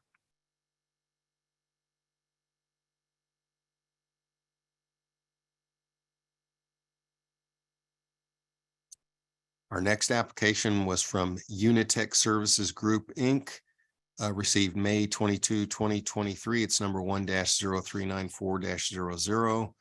Unitech is a broker who is a licensed waste processor requesting authorization to dispose.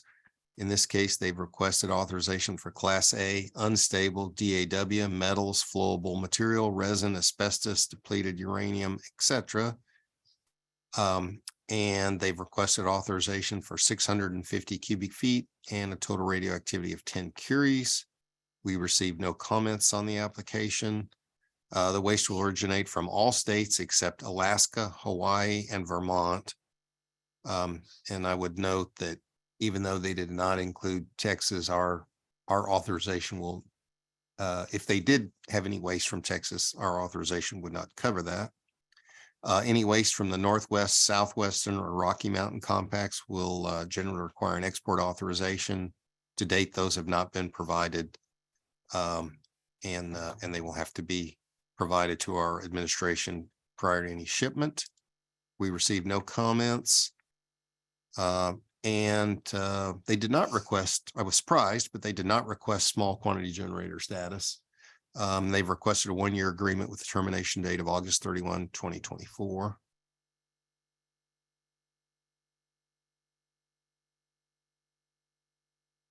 Our next, we will skip the next import agreement. 9R on the agenda, we're going to pass over, Right. circle back to it for individual discussion. So next we'll go to 9S, ADP CR3. Which is entry 249. Yes, ADP CR3 was our next application, received May 23, 2023. It's number 1-0396-00. In this case, ADP CR3 is a generator requesting authorization to dispose. Specifically, they have requested Class A, Class B, and Class C, stable and unstable, reactor vessel and internals, resins and filters, miscellaneous demo debris and equipment. They've requested a volume of 16,200 cubic feet and a total radioactivity of 19,800 curies. We received no comments. The waste will originate from Florida, which is part of the Southeast Compact. It does not require export authorization. And they've requested a one-year agreement with the termination date of August 31, 2024. And in this case, since they've requested curies in excess of 15,000 curies, they will be subject to our contingent curie provision.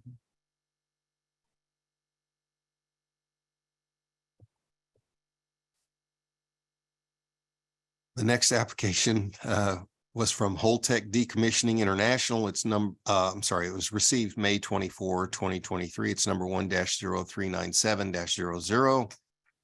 In this case, Holtec is a generator requesting authorization to dispose. Specifically, they've requested Class A, Class B, and Class C unstable irradiated hardware, reactor vessel components, and metal cuttings.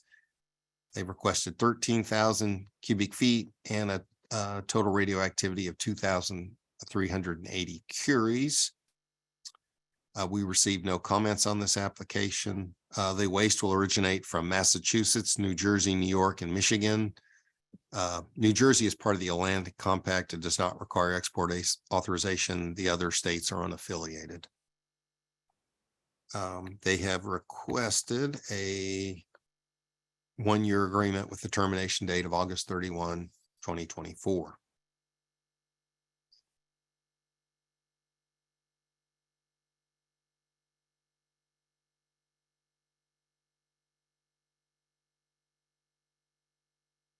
Our next agreement, again, was from Holtec Decommissioning International. It's it was received May 24, 2023. It's number 1-0398-00.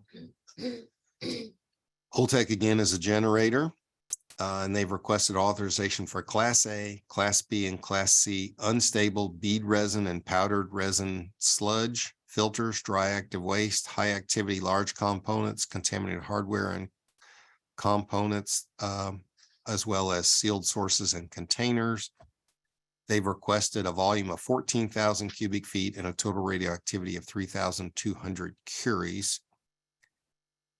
And again, this waste will originate from Massachusetts, New Jersey, New York, and Michigan.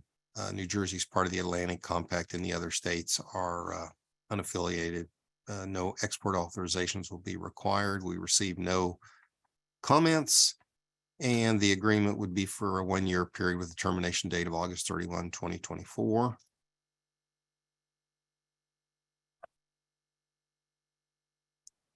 Our next application was from Lantheus Medical Imaging, Inc. Received May 24, 2023. It's number 1-0399-00. In this case, Lantheus Imaging, I think I'm saying that properly, is a generator requesting authorization to dispose of waste. They've requested authorization for Class A, Class B, and Class C unstable activated metals and concrete, non-compactable contaminated wastes, and solidified wastes, sealed sources, and containers. They've requested a volume of 150 cubic feet and a total radioactivity of 50 curies. This waste will originate from Massachusetts, which is unaffiliated. We received no comments on this application. They requested small quantity generator status, but again, based on the business, their line of business, the work they perform, they clearly have considerable knowledge when it comes to radiation, radioactive materials. And so I do not believe they meet the spirit of the definition for a small quantity generator. They have requested a one-year agreement with the termination date of August 31, 2024.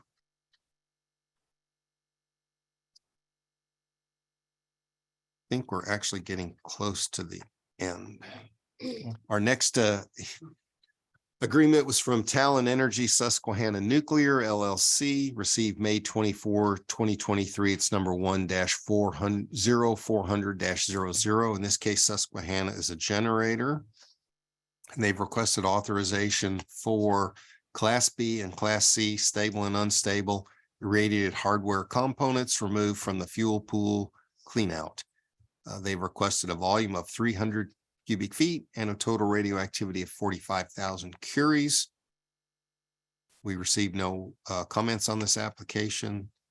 The waste will originate from Pennsylvania, which is part of the Appalachian Compact and does not require export authorization.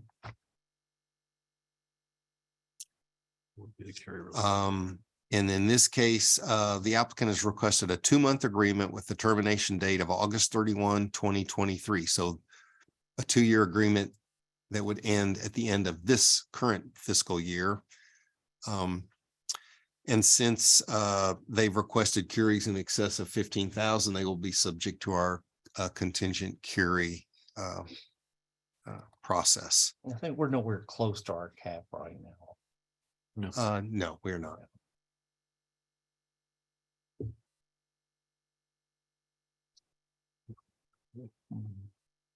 Our next import application was from Talon Energy Susquehanna Nuclear LLC, received May 24, 2023. It's number 1-0401-00. Again, Susquehanna is a generator. And in this case, requesting authorization for Class B and Class C stable and unstable irradiated hardware components removed during the fuel pool cleanout. Somehow I feel like You're on track. Same thing. Is it? Okay, It's just for different, one was for the last That- 2 months that's- of this year and then the others for next year. that's what it was. Yeah. All right. I need to order right now. In this case, they've requested a volume of 300 cubic feet and a total radioactivity of 45,000 curies. No comments were received. The waste is from Pennsylvania, which is part of the Appalachian Compact. It does not require export authorization. And in this case, they've requested a 1-year agreement with the termination date of August 31, 2024. So next fiscal year. And again, since the request is exceeds 15,000 curies, they'll be subject to our contingent curie process.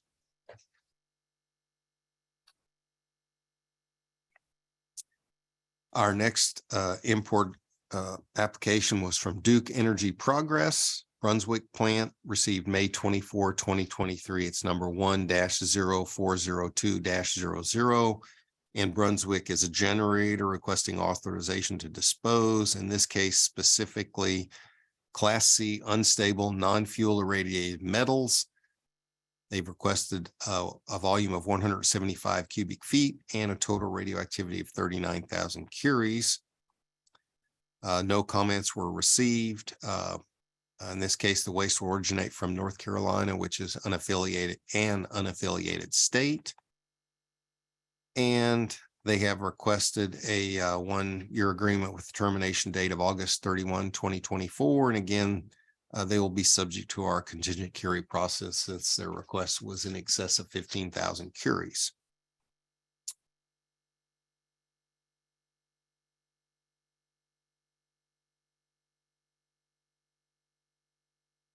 Our next request was from Duke Energy Progress Brunswick plant, received May 24, 2023. It's number 1-0403-00. Again, Brunswick is a generator, specifically requesting authorization for Class A and Class B unstable bead and powdered water cleanup resin and mechanical filters.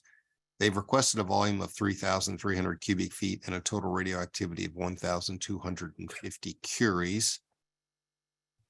We received no comments, and similarly, the waste is from North Carolina, which is unaffiliated. And they've requested a 1-year agreement with the termination date of August 31, 2024.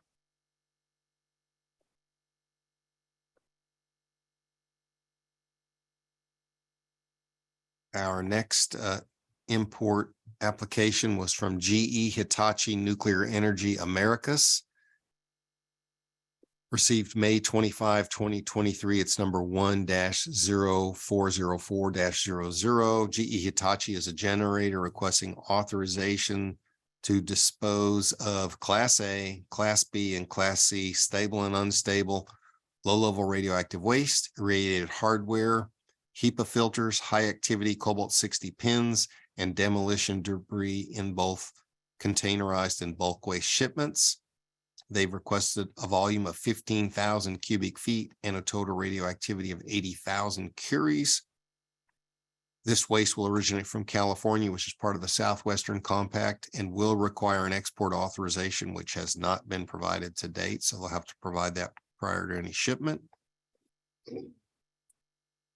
They've requested a 1-year agreement with the termination date of August 31, 2024. And because this application requests in excess of 15,000 curies, they are subject to our contingent curie process.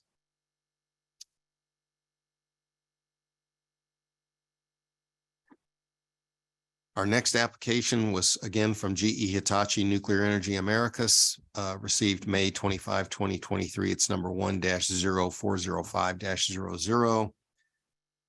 Again, GE Hitachi is a generator specifically requesting authorization for Class A, Class B, and Class C stable and unstable low-level radioactive waste, HEPA filters, high-activity cobalt-60 pins, and demolition debris in both containerized and bulk waste shipments. In this case, they've requested authorization for 500 cubic feet and 10,000 curies. And no comments were received. The waste is from California, which is part of the Southwestern Compact and will require an export authorization, which has not been provided, which will have to be provided prior to any shipments. And in this case, they've again requested a 2-month agreement. So that agreement would terminate August 31, 2023. So this fiscal year. And You're there. That's good. It's all, Drum roll. it's all the import application. Okay. And John, noting your objections to the small quantity generator designations and the ones with contingent carry counts, do you recommend approval? the technical committee recommends approval of all the applications, subject to the comments I made with regard to small quantity generator status on some of them, but yes. All right, and so the chair would move for approval of all of the items as recommended by the technical committee. Sustain objections of the technical committee. And as noted with the contingent carry, so that's the motion. Second.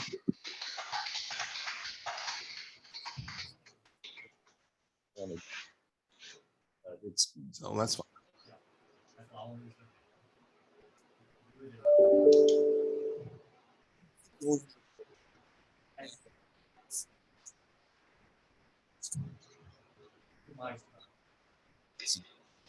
If someone is talking, we can't hear on the line. Can you hear me now? Now we can. I can now.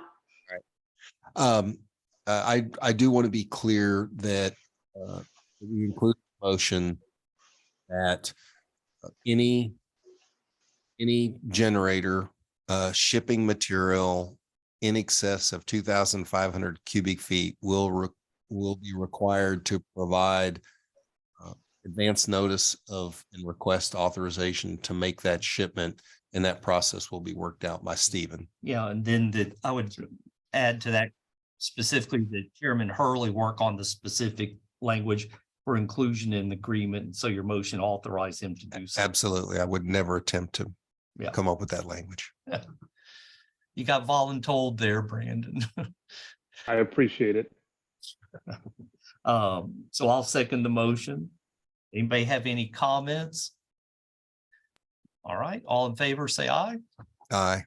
Aye. Any opposed? All right, it passes. With that, let's go back to agenda item 9R, Veolia Aileron. And I didn't feel like they're getting singled out or read omens into it, but because of the prior history, wanted it dealt with, a couple folks had asked that it be dealt with individually. What page is it on, Jeff? Moment, Which page? give me just a moment and I'll come right, just a sec. It is page 174 of the packet, number 48. Yep.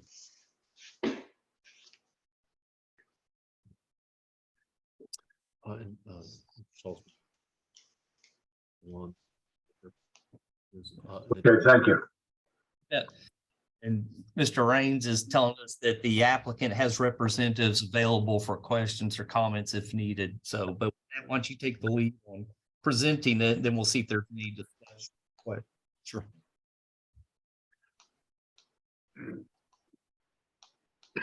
So the technical committee has received and reviewed an import application from Veolia ES Aileron LLC, doing business as Aileron Nuclear Services. I'll refer to them as Veolia through the rest of this discussion, but that was received May 23, 2023. It's number 1-0395-00. In this case, Veolia is a broker who is a licensed waste processor requesting authorization to dispose Act. They have requested authorization for Class A, Class B, and Class C stable and unstable encapsulated seal sources and dry active waste Those waste streams were approved for disposal by TCEQ via letter correspondence dated June 15, 2023. They have requested authorization for 2,000 cubic feet and a total radioactivity of 500 curies. We received no comments on this application. They've indicated that the waste will originate from all states and U.S. territories except Texas and Florida. So any waste from the Northwest, Southwestern, or West compacts will generally require an export authorization. To date, those have not been provided, so they would have to be provided to our administration in advance of any shipments. They have requested an agreement, 1-year agreement with the termination date of August 31, 2024.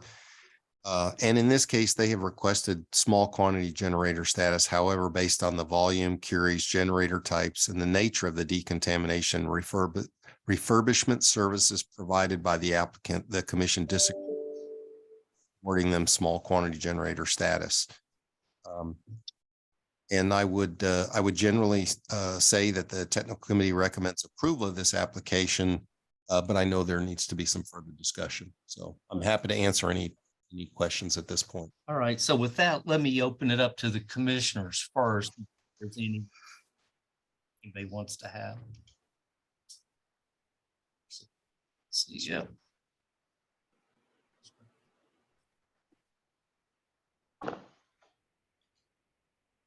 Lisa? So I've looked at this, quite a bit, and I had quite a bit to say in the last meeting about denying their previous applications. Aileron has a history where there was improper attribution of the waste in terms of who the waste came from. And it was repetitive and involved literally, I think, hundreds of shipments. And I think that the action that we took to disapprove their import applications was appropriate. At this time, it's been nearly 1.5 years and perhaps more since they have been allowed to ship and dispose of any waste at WCS. They have taken significant corrective actions, and we have had members of the commission go and audit those actions. So my view is I think that we should approve this import application with conditions. The conditions I would recommend is that the manifesting documentation associated with any shipment to WCS be sent to the executive director of the Compact Commission prior to shipping, and that it includes a letter signed by the VP. I think the title is VP of ESH&Q, attesting to the fact that the manifesting and attribution has been verified to be true and accurate. In addition, any annual audits that are conducted by a third party of the Aileron facility should be sent to the commission until further notice, and Aileron should be ready to accommodate any future audits by the commission that it deems necessary. That's all. Chairman Hurley has his hand up. Commissioner Edwards just literally said everything I was going to say, so I have no further comment. Great minds. Do we have the applicant online and see if I can get a response or reaction from the applicant about the condition that Commissioner Edwards proposed? Is that Mr. Gilson, would you like to speak? I know you're the general manager for Aileron, or whoever you think is appropriate. Just let me know.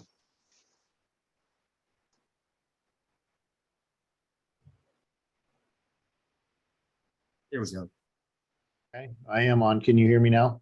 Sir, could you please state just in who you work for so we have it for the record, please? Certainly. I'm David Gilson. I'm the VP and General Manager of Aileron with Veolia Nuclear Solutions Federal Services. And I have no issues with those conditions to reinstatement. Thank you. Anybody else have any further comments? I have oh, sorry, Brandon, I see your hands up. You can go ahead, Lisa. I'll speak after you. Okay, I guess my comment isn't directed specifically at Aileron. I guess it's to all generators who would like to be able to dispose of waste at the WCS facility in Texas. And that is to reemphasize to you that access to the WCS facility and the compact disposal site here is a privilege. It's not guaranteed. It is subject to the constraints that we impose upon it, and complying with those constraints faithfully and truthfully is paramount in terms of maintaining the trust of the Texas public and its willingness to accept imported waste. So I urge everyone who considers shipping waste to the Texas disposal facility to be very circumspect and display the highest levels of integrity prior to shipping. We are our brother's keepers in the nuclear industry, and a mistake by one can affect all. Thank you. I'll take that thought one step further. This is a federal commission, an interstate commission. Any false statement to us potentially is a criminal act. Any statements you make on an application or in answering questions, good faith mistake's one thing, but a material misrepresentation is potentially under state and federal law criminal acts, so don't do it. And I think, I'll leave it at that. But did we have one other person wanted to speak? We did. Brandon, oh yeah, you got your hand back up?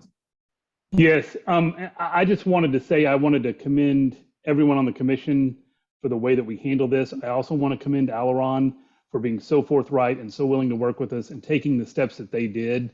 I completely agree with everything that Commissioner Edwards and Commissioner Mundy said, but I also know that when these issues arise, they are best resolved by working collaboratively with all parties involved, and I think we did that very well on this.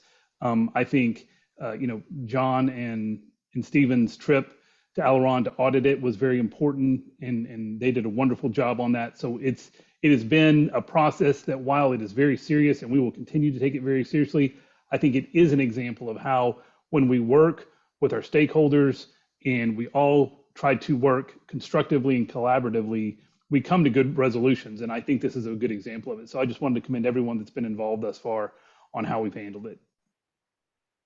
Was there one other request to speak? We'll call on Joseph Osborne. If you would, please state your name and who you represent. Yes, I'm Joseph Osborne. I work for WMG Incorporated, and I'm a pro shipper here at Fermi 2 nuclear site in Michigan. And we had submitted it was supposed to be, I believe, a renewal for next year. We were doing irradiated hardware this season, and it got delayed, and it's going to go over your. Let me cut you off for just a moment. Does your comment relate to this agenda item? If it's about something else, I'll call on you for. No, yeah, I hadn't heard you when you went through the list. I didn't hear anything about DTE Fermi. Okay. So. But it's not, so you have no comments on Aileron? No, sir. Yeah, I'm sorry. I'll put you in a parking spot for just a moment. We'll come back to you. Don't let me forget you by the end. But are there any other comments from anybody about Aileron's application? Brandon, you have your hand up? No, sorry, that was from before. Let me lower it. Okay. So with that, Vice Chair Salzman, would you like to make a motion?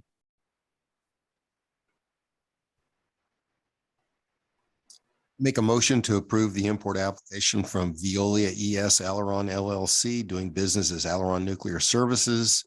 It was received May 23, 2023. It's number 1-0395-00.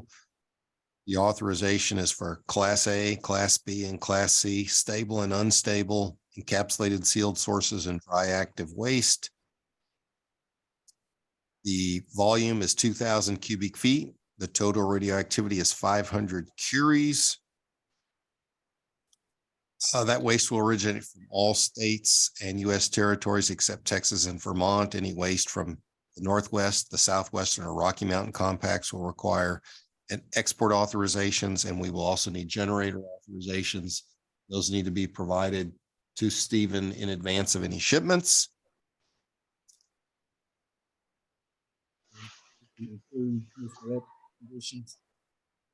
agreement will be for a 1-year period, August 31, 2024. And my motion also includes that Aileron VP, the appropriate VP, will have to sign off on that paperwork, that it's true and correct in advance, provide that again as part of the shipment package to Stephen. They would be subject to any additional audits or inspections, and that they would be willing to provide us any audits that they actually have at their facility over the next fiscal year. They would be provide copies of those to the commission. I second the motion. Further comments? All vote, all in favor? Aye. Aye. Any opposed? Motion passes. We do appreciate Aileron's cooperation. Thank you so much. Let's stick to Osborne's concern. Yes, let's, now, Mr. Osborne, go ahead and make your, Let me. Osborne, you there? Let's see, he's gonna.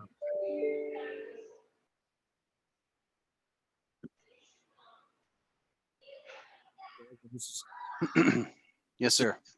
Okay, This is Executive Director Rains. The application, I believe for DTE, Fermi, you guys submitted an amendment that we discussed that was not going to be able to be approved because of some issues with the amendment, and your application was after the 35-day comment deadline that we have to allow for comment. So it should be, your application for next year should be on the next agenda for the next meeting, and subject to a vote then, but it has to be available for public comment for the entire 35 days. Okay, so we need to ensure that we have the agreement for the next year, which starts August or September 1st. Is that correct? And goes to August 31st, 2024. And the current one that we have from last year should still be in effect until August 31st of this year, 2023. Yes, sir, it is. Okay. should be on the docket at our next meeting. Okay. which will be before September 1st. So if approved, it will be approved before the next generator or the disposal year starts. Mr. Carlson's looking like he's thinking about something. I just had a process question on that. The things that I saw were dated April 14th and May 2nd, the two changes that were requested by DTE. And were there adjustments that had to be made after those dates? There were, so just to clarify for everyone's benefit, the request was to extend their agreement past the fiscal year. And we have determined, the commission has determined that they want to do that. We want to keep these agreements inside of each fiscal year. So they submitted a new application. So they withdrawn their amendment request, but they have a new application for next year, which would be effective September 1. That makes sense. Okay, I understand. So if, just so I understand for future process, so if a generator has approved application for a fiscal year and say they intend to complete the project in July and August, but their schedule slips, there's not a way to amend that same application. It would need to be a new application. And we've done that to keep the fiscal years clean, only for that reason, because it makes it easier for our accounting purposes for curies allocation and for volume allocation. Understand? All right, and then, so with that, we go to agenda item 10, import agreement amendment of ADP Crystal River 3. The technical committee has received and reviewed an amendment request from ADP CR3. It was received May 1, 2023. It's number 1-0349-02. And in this case, ADP CR3 has requested, in this case, it's a second amendment to the volume and curies for their import agreement due to acceleration of the ongoing D&D operations. And they have requested an additional 400 curies and an additional 2,350 cubic feet. They requested no other changes to the import agreement. The technical committee recommends approval. Okay, any questions? What was the total cubic feet again, Mr. Sullivan? They've requested an additional 2,350 cubic feet. Thank you. I make a motion that we approve the amendment request from ADPCR3 to add 400 curies and 2,350 cubic feet to their current agreement. Seconded. Any Second.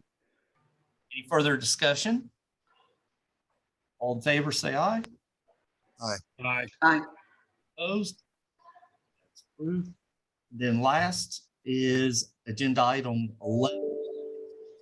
Application of U.S. Army Joint Munition Command. The technical committee has received an export request from the U.S. Army Joint Munitions Command. And in this case, they've requested the ability to export low-level radioactive waste. And they have requested to be able to export 30 cubic feet and 2 curies of waste. It is Class A. And they've requested authorization to export their live Utah facility. The material they are requesting to export, I don't think is a problem. My concern was the reason request. Basically, what they've said is that they wanted to expedite the disposal from the Joint Base San Antonio, and that the disposal of the material at the waste control specialist would require an audit of the generator of the waste program by the Army and its contractor SIA Solutions, and that the audit could not be facilitated in a timely manner for this project. I guess I have a couple comments on that. The first is, I think poor planning by the project is not a good reason for us to award them the ability to export material. The other thing that I find particularly curious is the Army and Joint Munitions Command already disposes of waste at the WCS facility. So I'm having a very hard time understanding why they would need to perform an audit when the federal entity that already disposes of waste at the so Or positional. I don't have a position on your decision one way or the other. I would say that SIA Solutions, the broker in this case, we've reached out to them several times since I think February when this first came up. It was we saw it at a previous meeting and offered to do that audit for them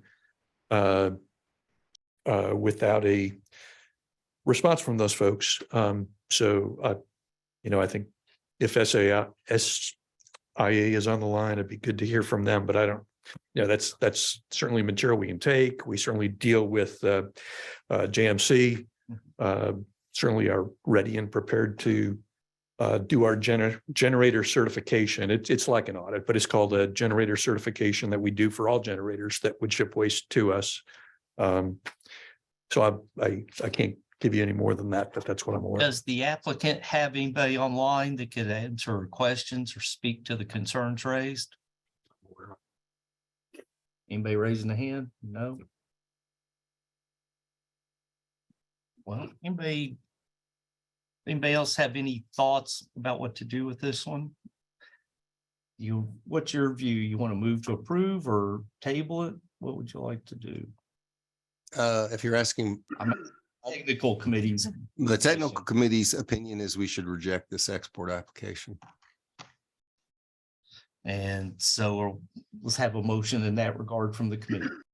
I make a motion that we reject the export application from U.S. Army Joint Munitions Command for the materials proposed. Second. Okay, any further discussion? I would only add that I think I don't know that we've ever had an instance where we rejected an export authorization, but I would ask that the executive director simply send them, I guess probably it needs to be a letter that's sent both via maybe certified mail and email that informs them of our decision so they know that their export request has been rejected.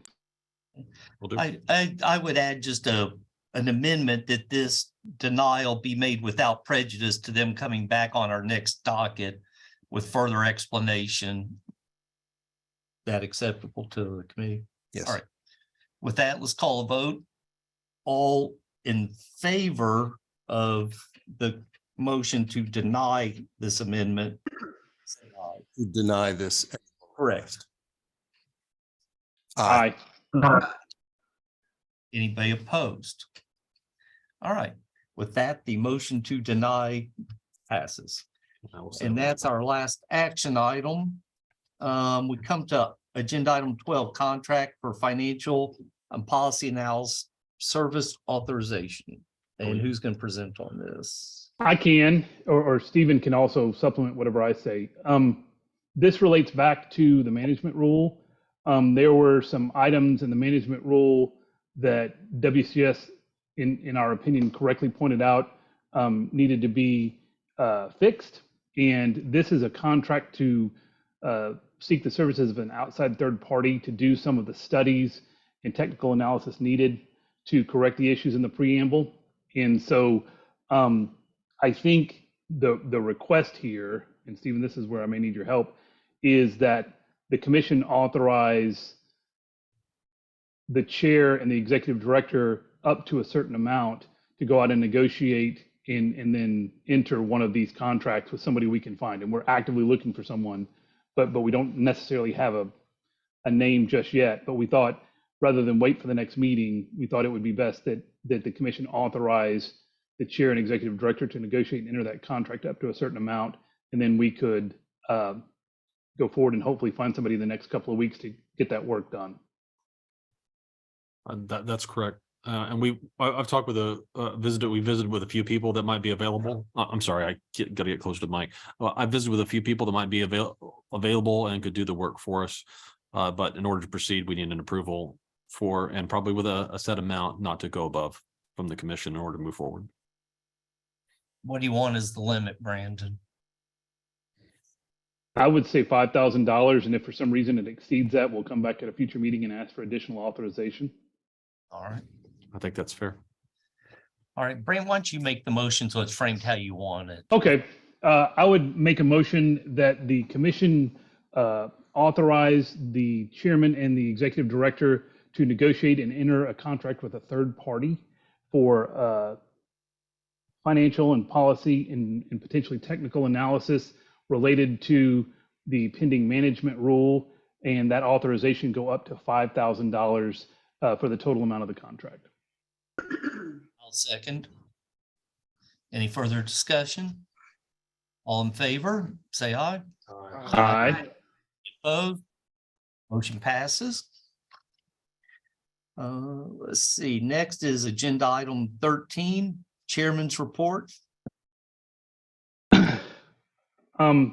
Sorry to be speaking so much, but first I wanted to report on our communications with other compacts and the low-level forum. I think Shrum is there, so I'm going to invite him to come up while I'm talking about this so he can supplement what I'm saying. I'll note for the record that it's good that I'm not there, because if I was, it would violate the court order that Shrum's supposed to stay 1,000 feet away from me at all times. He's over here. The forum is getting ready for its next semi-annual meeting, and I'll let Dan give the details about that. Also, we received an email, I believe, in the last day or so, where Dan has informed everybody about some discussion, or I'm not sure if discussion is the right word, but a seminar that the either Department of Energy or NRC is doing on their analysis and policy generation for low-level waste that I will ask him to inform us about. Otherwise, we have had some recent interactions with other compacts, and we continue to try to work with them. We are, as everyone knows, compacts, while we all share the same point of origin, we have all taken very different paths from there. Most compacts do not have a sited facility like we do. A few others do, but they have different kinds of sited facilities. And so we have been working with them to try to create some sort of healthy process for the process of exportation and importation and how we coordinate those efforts. I know the other compacts have been closely watching our management rule because there have been issues that have been come up with waste being exported out of their compact and arriving in our compact. And we think the management rule will fix some of those issues as it relates to making sure we have a good record and a good handle on where that waste is at all times. Beyond that, I also, the legislative update is listed in the chairman's report. As you all know, I believe the second call special session starts today for the Texas legislature. We were going to have Deirdre DeLisi come join us today and provide a legislative update, but in light of this next call session, we thought maybe it'd make sense for her to Zoom in to our Andrews meeting in August and provide us an update then. We don't think any of the special sessions have anything to do with this necessarily, but just out of an abundance of caution, so she can kind of give us a postmortem on the legislative session, we thought maybe it was best to wait until August. So that will be deferred until August. Also, we have our annual audit that I believe was part of your packet. As part of our statute, we have a requirement for an annual audit. We hire outside auditors to do that. Our accountant, Diane Fulmer, coordinates all that and does a wonderful job. The audit, I believe, is included in your packet. There were no findings. However, as a matter of procedure, we always ask the commission as a whole to approve the audit, just so it can, so A, we note in the record that it was done, B, that we know it's approved by all the commissioners. Obviously, if there's any questions, we can address those now. But I think the next item probably, I think because it is an audit and not something that would be subject to a motion, I think all we need is an affirmative vote to approve the audit, if I'm right about that, Melissa, or do we need a specific motion?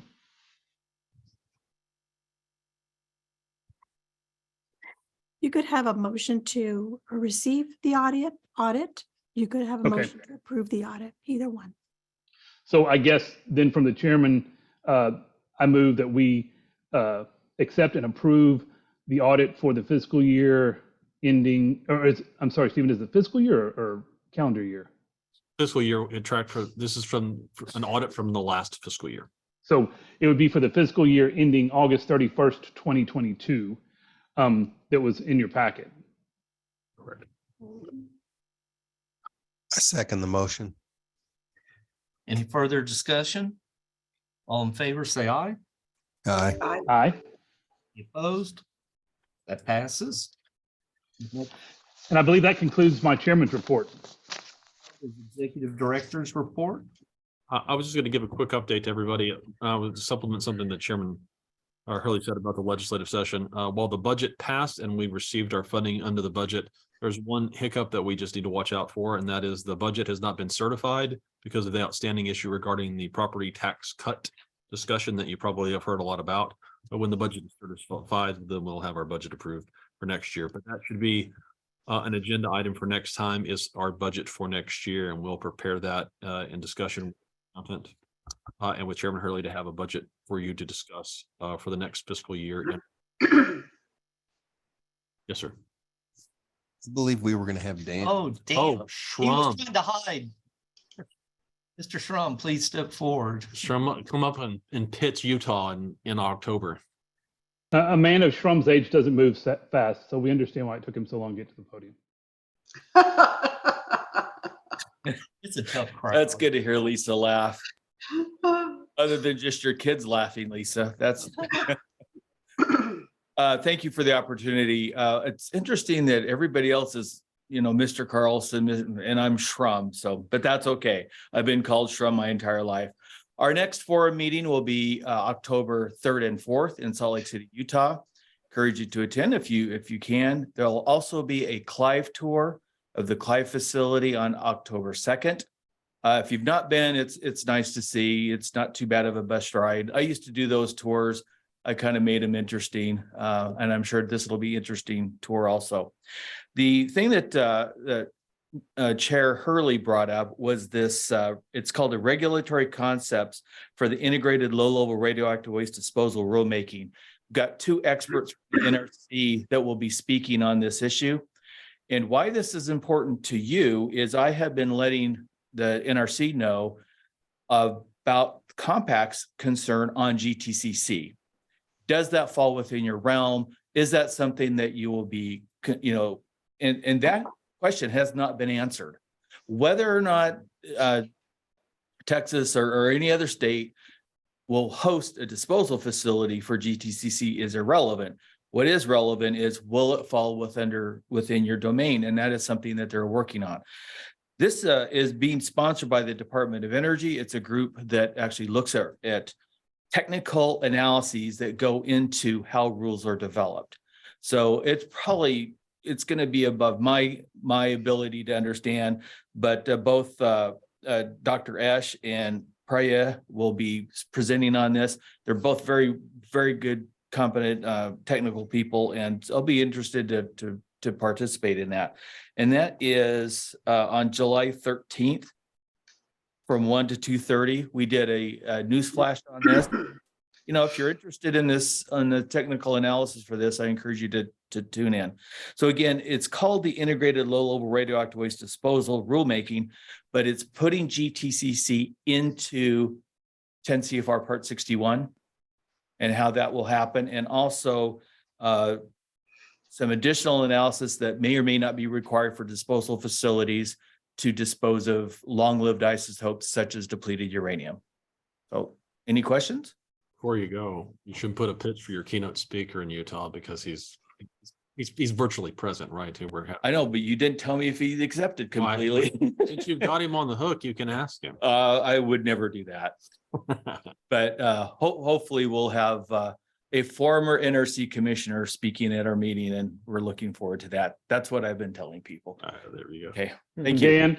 Dan, if you think it's bad that we call you Shrum when you're around, you should hear what we call you when you're not around. I know what it rhymes with, so I'm good. All right, let's see. And then Stephen, you want to tell everybody when we have our next meetings coming up? They're on our website. If anybody ever wonders, they're on. So we have, the next meeting is August the 24th in Andrews. We will be taking a tour the day before of the compact waste facility, and yes, maybe the liners installed at the new cell that's being put up, as Mr. Carlson referred to earlier. And then the next meeting will be October the 12th in Burlington, Vermont, where the Vermont commissioners have chosen. Should be a lovely time there. And then the next meeting I have on this for discussion, obviously, is December 14th. It's a couple of months out from that. That is a bad time for everybody. Please let Chairman Hurley or myself. And Stephen, how long is the hotel block open in Vermont? I want to make sure everybody gets their reservations made. Absolutely. You should have a link from me, but the link, you can check into the hotel on Tuesday and you are good through Thursday or Friday if you need to, but that's how long we have a hotel block. And what is the latest people should make those reservations before we lose our block? Is there a time when they release the rooms? Yes, 2 weeks out is when they'll release the room, but please do that by 30 days out so we are not in danger of any of that. Okay. We also have a hotel block in Andrews as well, for those of you that are driving into Andrews. And I do not have a link yet to send to you, but if you'd like to call the La Quinta that everyone stayed at last time, we have a hotel block for the commissioners in Andrews as well. Okay. And Lisa had her hand up. Yeah, this is a separate thing, so let's make sure we're finished with what you're discussing. If anyone has issue with December 14th, let me know. And I might add, Chairman Hurley and some of the others had a discussion about moving the dates. Traditionally, we've had commission meetings on Thursdays. And if anyone would like to move them to a different day other than Thursday, this would be a good time for that discussion, or about moving it maybe to a Friday or a date on the week that might be more convenient for everybody. I think, Mr. Carlson, don't you have does your, who is, I think your company have meetings on Thursdays and you kind of get. Yeah, we're fine. Okay. I would also note that December meeting, has been in years past, when we have canceled that December meeting, if we don't have any business to conduct, we will cancel it. We always keep it on the books because we want to be available for anyone who needs import agreements or amendments or export authorizations. But if we don't get any, we will cancel that meeting in all likelihood, just based on it being near the holidays, and we don't want to meet just to meet. All right. Commissioner Edwards. Yeah, I just wanted to bring to the commission's attention that the Electric Power Research Institute, EPRI, is going to be conducting some rad waste fundamentals training. It'll be held on July 24th from noon to 5. It is intended as a beneficial introduction for personnel early in their rad waste career. It should cover radioactive waste at nuclear power plants, including liquid and solid waste management, characterization, shipment, and disposal, as well as key radiochemistry and plant system concepts. The Academy of Health Physics has approved the training for 5 hours of continuing education. I sent an email to Stephen and Brandon that contains a link where you can go to register. The training can be attended virtually.